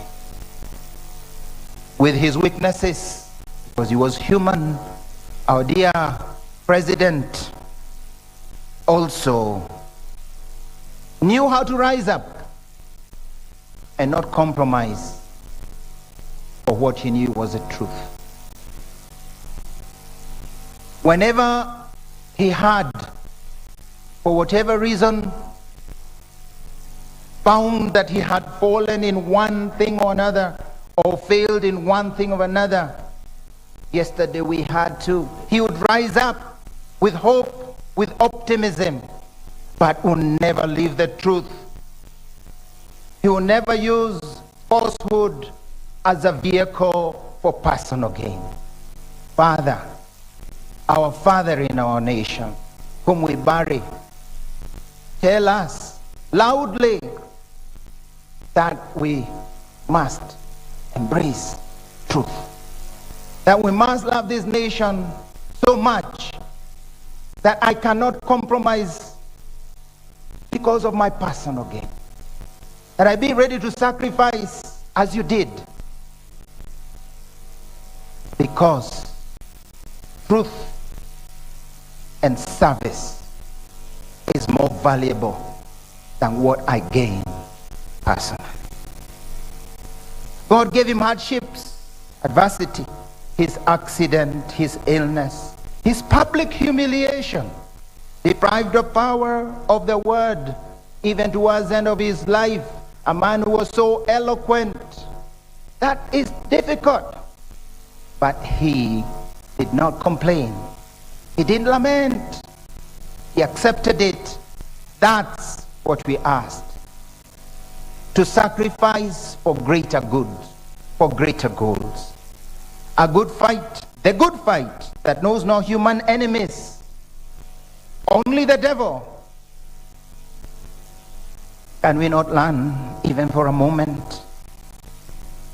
How can we continue in fights that don't bring goodness? Kenyans, why is it that we find it so difficult to forgive? This statesman had no enemies. He forgave. His smile was always on. It was a sly smile, if I may be allowed to use that word. It's a smile that was, I'm studying you, you know. Let me see what this fellow is saying. He loved the fellow. Oh, by the way, I'm sure he also loved golf. So up there in heaven, he must be getting hole-in-ones. He always wished to do that. He must be just getting hole-in-ones. For the last 1 week, he's just enjoying, yes, the great things, even those that are human. But yes, he knew how to forgive. He never took offense. He never took offense. Even when you told him something he didn't like. How can we Kenyans? Why is it that we are so easily cheated, lied to, hijacked to hatred of our own brother and sister. Today, what will he tell us? Love the other Kenyan. Love your brother. Love your sister. The only legacy, the true honor and respect we'll give our dear father is that, yes, I can say I will struggle. It might not be easy, but I will struggle to reach out to my brother and not allow hatred to reign.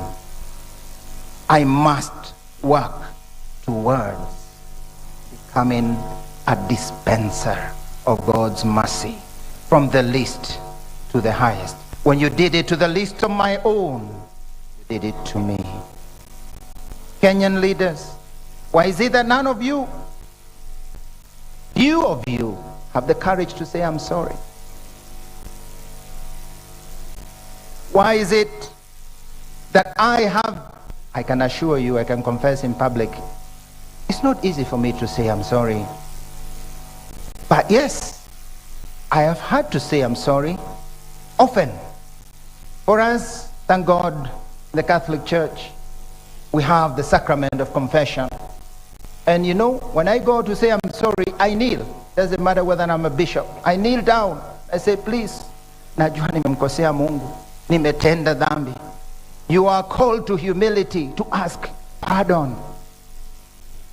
Dear leaders, the good fight is a fight of reconciliation, of asking forgiveness, of acceptance. The good fight is a fight to care for the lowly. It is not the rowdy and meaningless chanting against one another. This is what our Father would ask us. And will only be worthy children, worthy grandchildren, if at least we listen to his voice. It's the voice of God speaking in this great man who lies with his life. As we bury this great leader, we must bury the hatchet.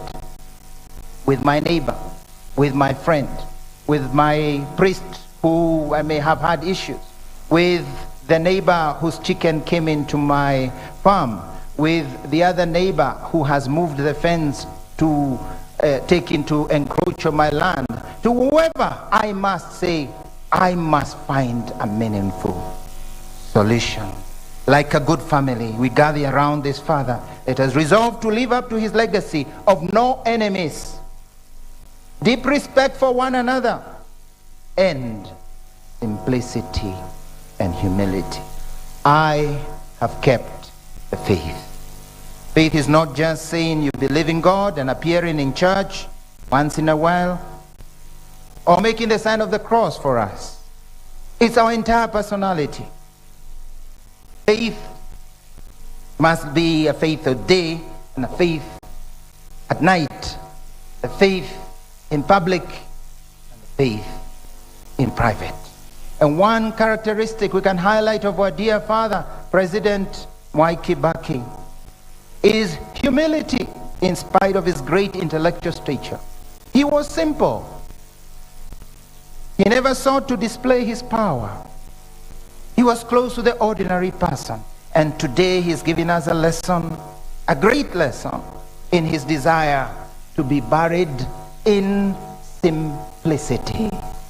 No show, no opulence, just plain simple. Dear family of our dear father, thank you, because this is an example this nation badly needs. Thank you for keeping such a great father of us all well, even in his old age. You've shown us our elders are worth 1,000 times, no matter what effort. Thank you. And today, as a family, give us yet another lesson, never to forget. I remember him coming to the Cathedral of Nyeri, I think it must be 2017 or 2018, with a family. And there he was, as he normally did on that first row. And he was already elderly, and we sent a message through his secretary, you know, he's Mzee, tell Mzee he doesn't have to kneel. No, sasa, it's okay. But he insisted on kneeling. He insisted. There was no way. And he struggled. And we, even up there, we were always looking with the eye, the corner of the eye. Mzee, kama yuko sawa. But he was okay. Humility. Yes, for God, nothing was humiliating for him. Now that was faith in action. Not two faces, but one. Any leaders, forgive me for this one. Forgive me for this one. I already say, many leaders come to our churches to converse with their phones. They come, their phones, out, in. They even have very, very lively conversations in our churches. We see it. And I say, it's not me to tell you, but Mzee, when he came there, that's it. Nothing, no messages. He told the messages as he leaves. This is respect to God. Great respect of the sacred spaces. He never asked to speak. He just walked out and greeted the people as he moved out. Today, many of us, and I don't only speak about leaders, we Kenyans want to turn our places of worship into rowdy gatherings and sometimes political gatherings. Return to God what is God's. Give him his space. Give him his space and learn from this, our Father.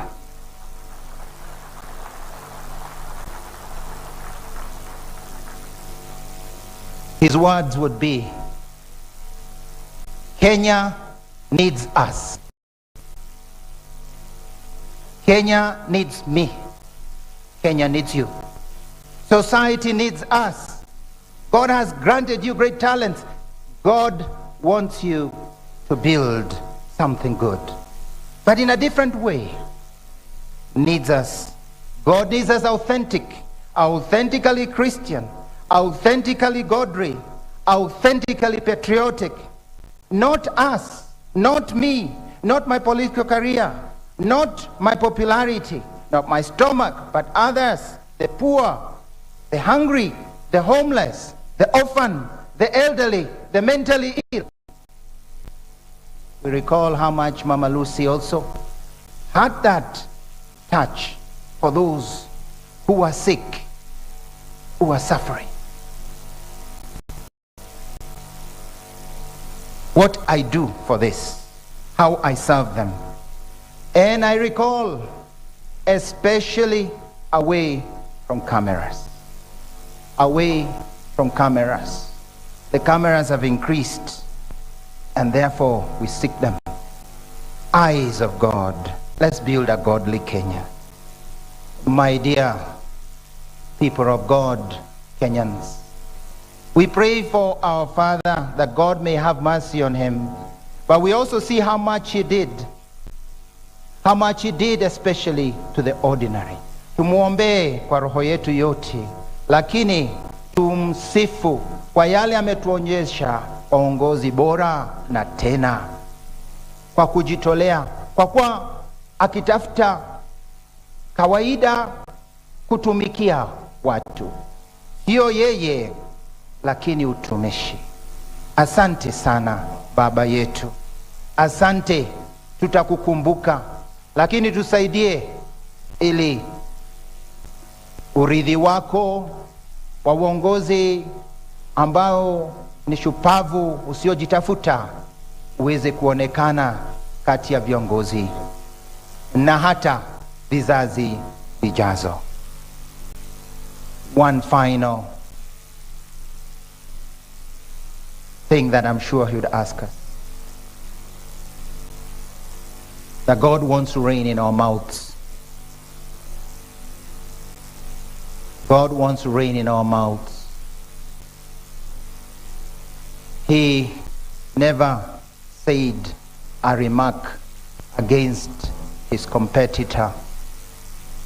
He always joked, but he was respectful. We need a special sanitizer to disinfect our toxic mouths. Not our hands, but our mouths.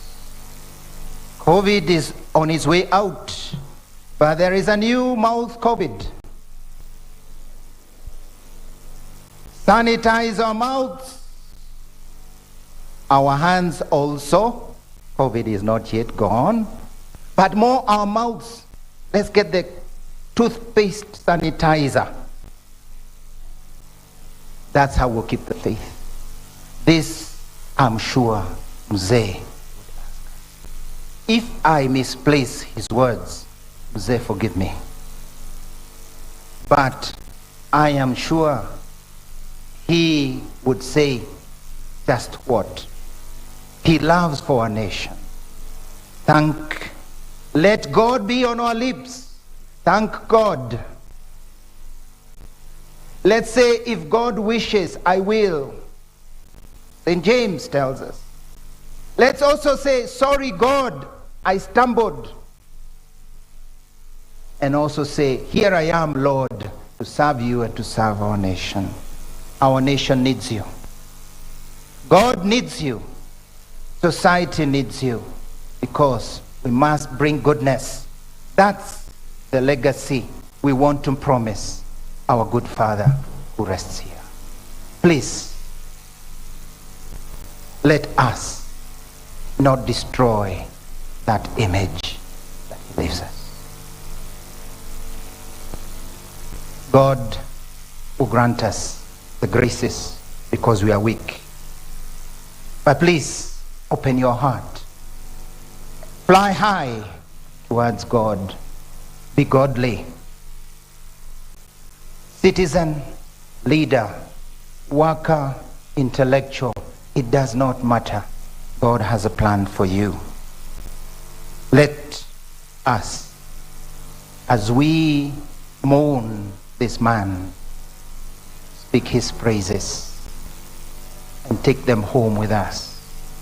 And that this nation, in this difficult moment, will have as our point of reference as we go into election, God, godliness, and this good Father whom we bury at this moment. May God give him eternal rest and bless our nation.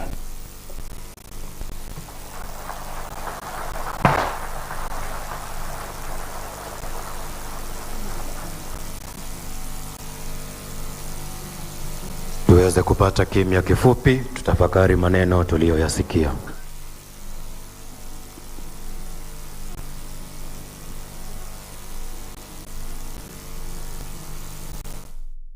The end. Archbishop Anthony Muheria talked about the fight for goodness, the fight to live at peace with one another. Tuweze kusimama kwa sala za waumini. And now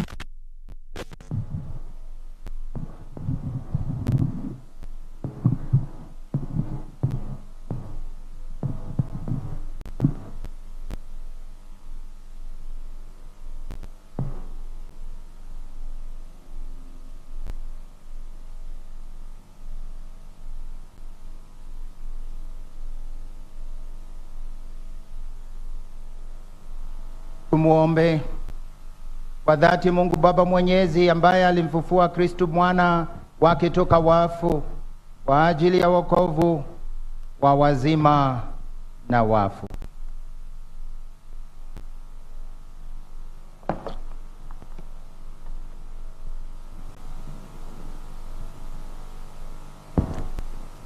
Sala kwa ajili ya kanisa.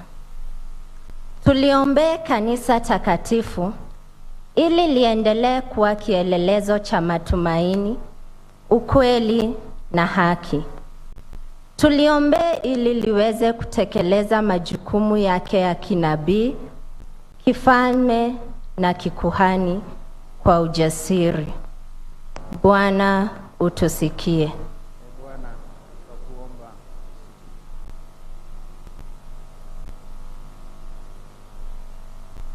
Sara kwa ajili ya taifa. Tumuombe Mungu kwa unyenyekevu ili auelekeze uso wake wa rehema juu ya nchi yetu ya Kenya. Ambariki viongozi wetu na wazalendo wa Kenya ili wajishughulishe na manufaa ya wote.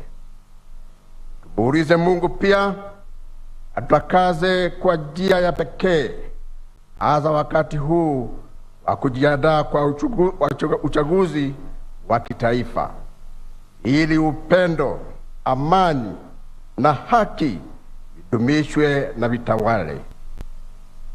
Bwana utusikie. Bwana twakuomba utusikie. Sala kwa ajili ya familia.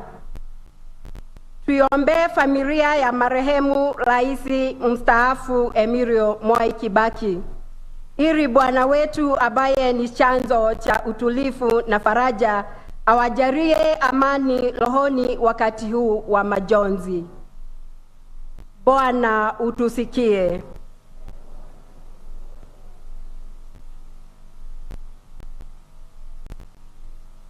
Sala kwa ajili ya marehemu wote.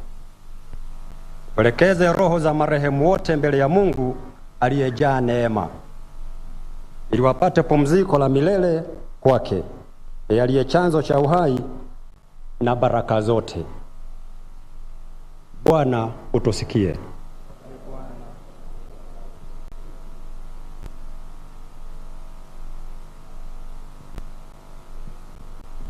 Bwana, tunakuomba dua na maombi yetu yawasaidie watumishi wako marehemu, na sana sana baba yetu Rais Mwai Kibaki, ili wafutie dhambi zao zote na washirikishe ukombozi wako kwa njia ya Kristo Bwana wetu.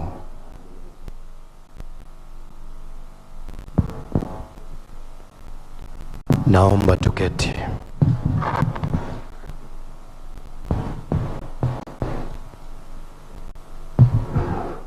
Ni wakati wa matoleo, na katika ibada ya leo tutakuwa tuna matoleo ya mkate na divai, na kwa hivyo ni vyema tujue ya kwamba sisi wote tuliopo hapa hatutakuwa na matoleo ya fedha za mifuko.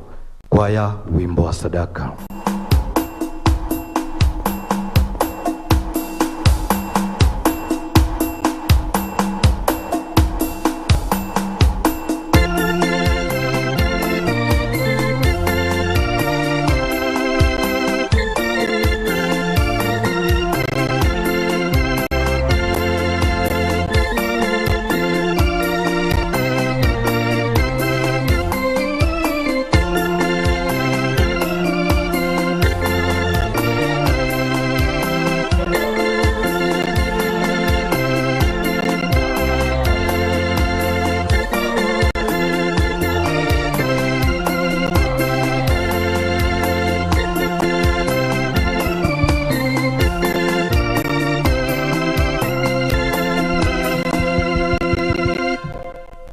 Nataka kurudia tangazo hilo na kufanya clarification ya kwamba hatuna matoleo ya fedha za mifuko.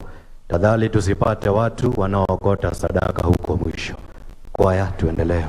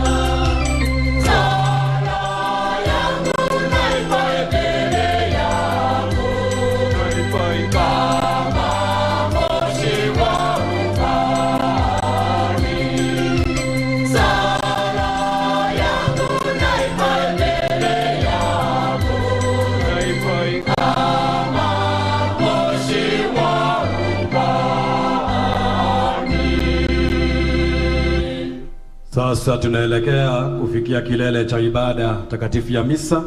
We are now just about to get to the apex of the holy sacrifice of mass, and so we request that we humbly keep upstanding as we get led through the Eucharistic prayer of consecration. Tafadhali tusimame. Salini ndugu na dada. Sadaka yangu na yenyu kubaliwe na Mungu Baba Mwenyezi. Bwana apokea sadaka mikononi mwako kwa sifa na utukufu wa jina lake, na pia kwa mafaa yetu sisi na mafaa ya kanisa lake lote takatifu. Bwana, uwe radhi kuvipokea vipaji vyetu, ili huyu mtumishi wako Emilio Mwai Kibaki, raisi na baba mpendwa, apokelewe katika utukufu pamoja na mwanao, ambaye kwa njia ya sakramenti yake kuu ya upendo wote wanaunganishwa naye, anayeishi na kutawala daima na milele. Bwana awe nanyi. Awe pia na. Inueni mioyo. Tumshukuru Bwana Mungu wetu. Vema na haki. Kweli ni vema na haki, tendo la kufaa na kuleta wokovu. Tukushukuru wewe daima na popote, Bwana Baba uliye mtakatifu, Mungu mwenyezi wa milele, kwa njia ya Kristo Bwana wetu. Yeye ndiye yule mmoja aliyepokea mauti ili sisi sote tusije tukafa, ila mmoja tu alikubali kufa kusudi sote tupate kuishi kwa ajili yako milele. Kwa hiyo pamoja na malaika wa mbinguni tunakusifu tukiungama kwa furaha.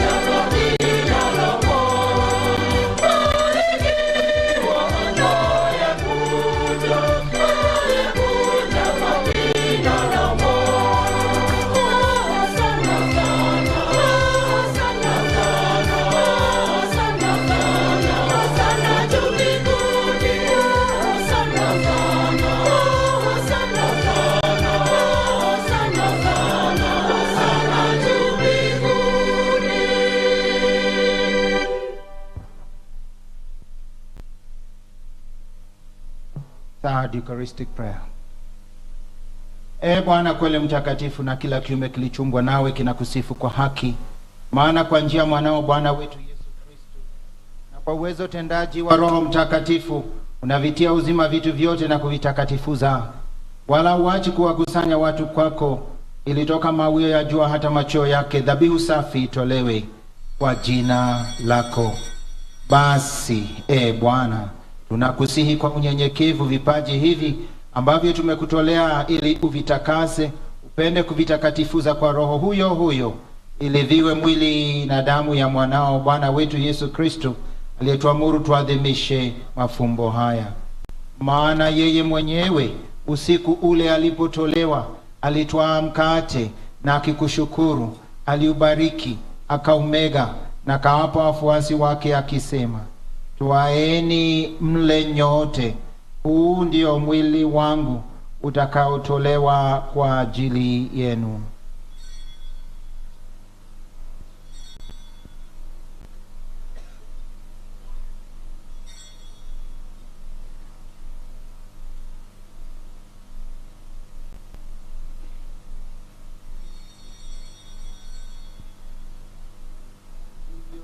Hivyo baada ya kula, akitwaa kikombe na kukushukuru, alikibariki na akawape wafuasi wake akisema, twaeni mnywe nyote, hiki ndicho kikombe cha damu yangu, damu ya agano jipya na la milele, itakayomwagika kwa ajili yenu na kwa ajili ya wengi kwa maondoleo ya dhambi. Fanyeni hivi kwa ukumbusho wangu.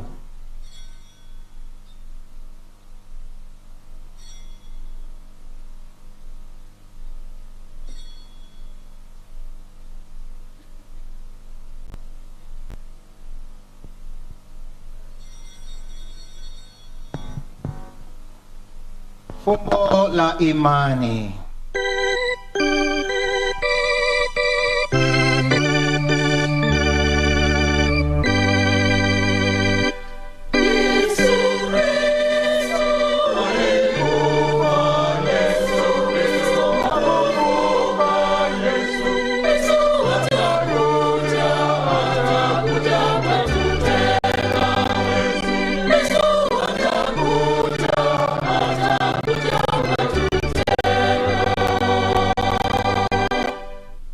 Kwa hiyo Bwana, tunapoadhimisha ukumbusho wa mateso ya mwanao yaletao wokovu pamoja na ufufuko wake wa ajabu na kupaa kwake mbinguni, tunapoutazamia ujio wake wa pili, tunakutolea kwa shukrani sadaka hii iliyo hai na takatifu.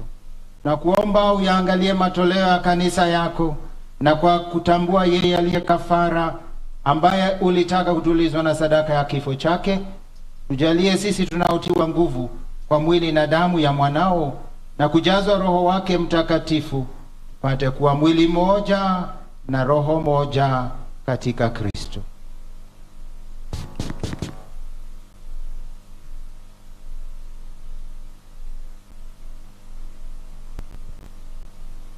Yeye atufanye sisi tuwe kwako sadaka ya timilifu ya milele, ili tuweze kupata urithi pamoja na wateule wako, kwanza kabisa pamoja na Bikira Maria mwenye heri, mama wa Mungu, na Mtakatifu Yosefu mume wake, na mitume wake wenye heri, na matakatifu wako matukufu, pamoja na mataifa na watakatifu wako wote, ambao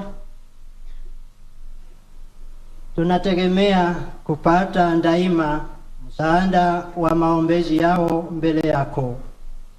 Tunakuomba Bwana, huyu aliye kafara na upatanisho wetu, alete amani na wokovu duniani kote. Upende kulimalisha kanisa lako, kuliongeza imani na mapendo kanisa hili lako linalosafiri hapa duniani, pamoja na mtumishi wako Baba Mtakatifu wetu Francisco, askofu wetu mkuu Antonio, pamoja na maaskofu wote, wakilelo wote, na watu wote unaofanya kuwa taifa lako.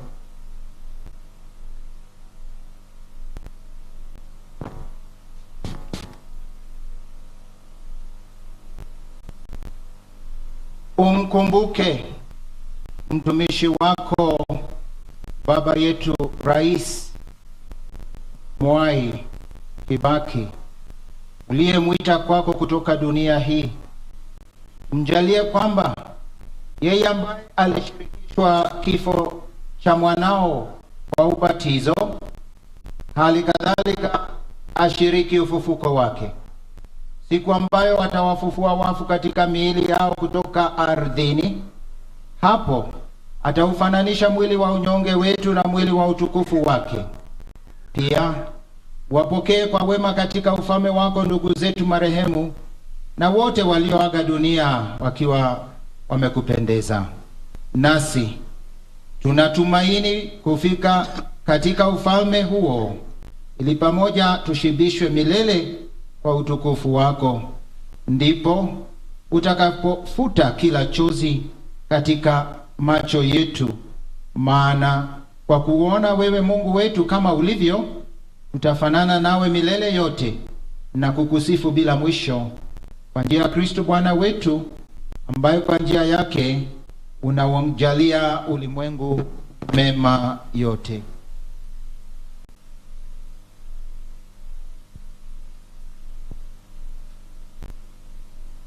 Kwa njia yake na pamoja naye na ndani yake, wewe Mungu Baba Mwenyezi, katika umoja wa Roho Mtakatifu, unapata heshima na utukufu wote milele na milele.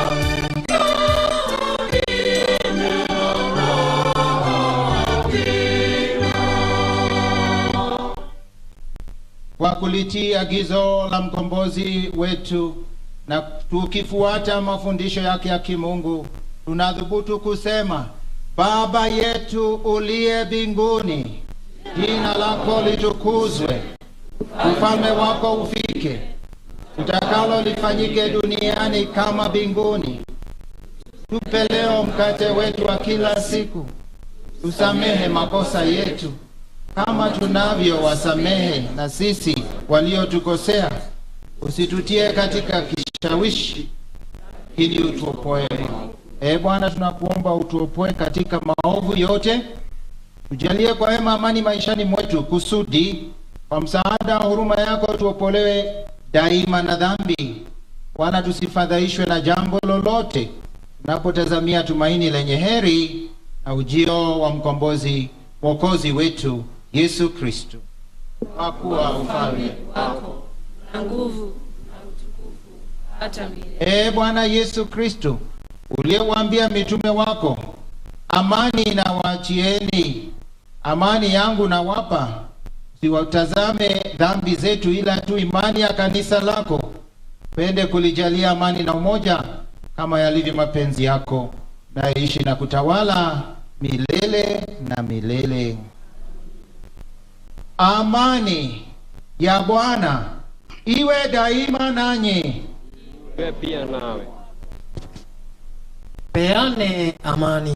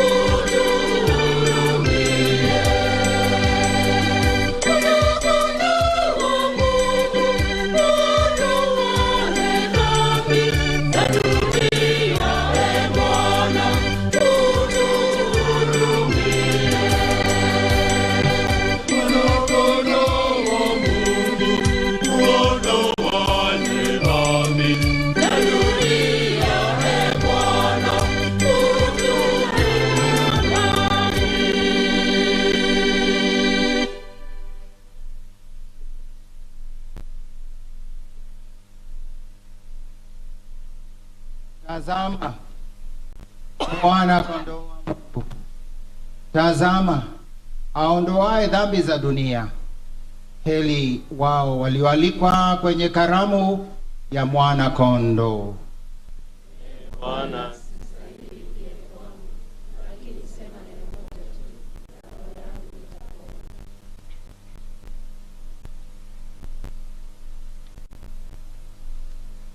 wa komunyo.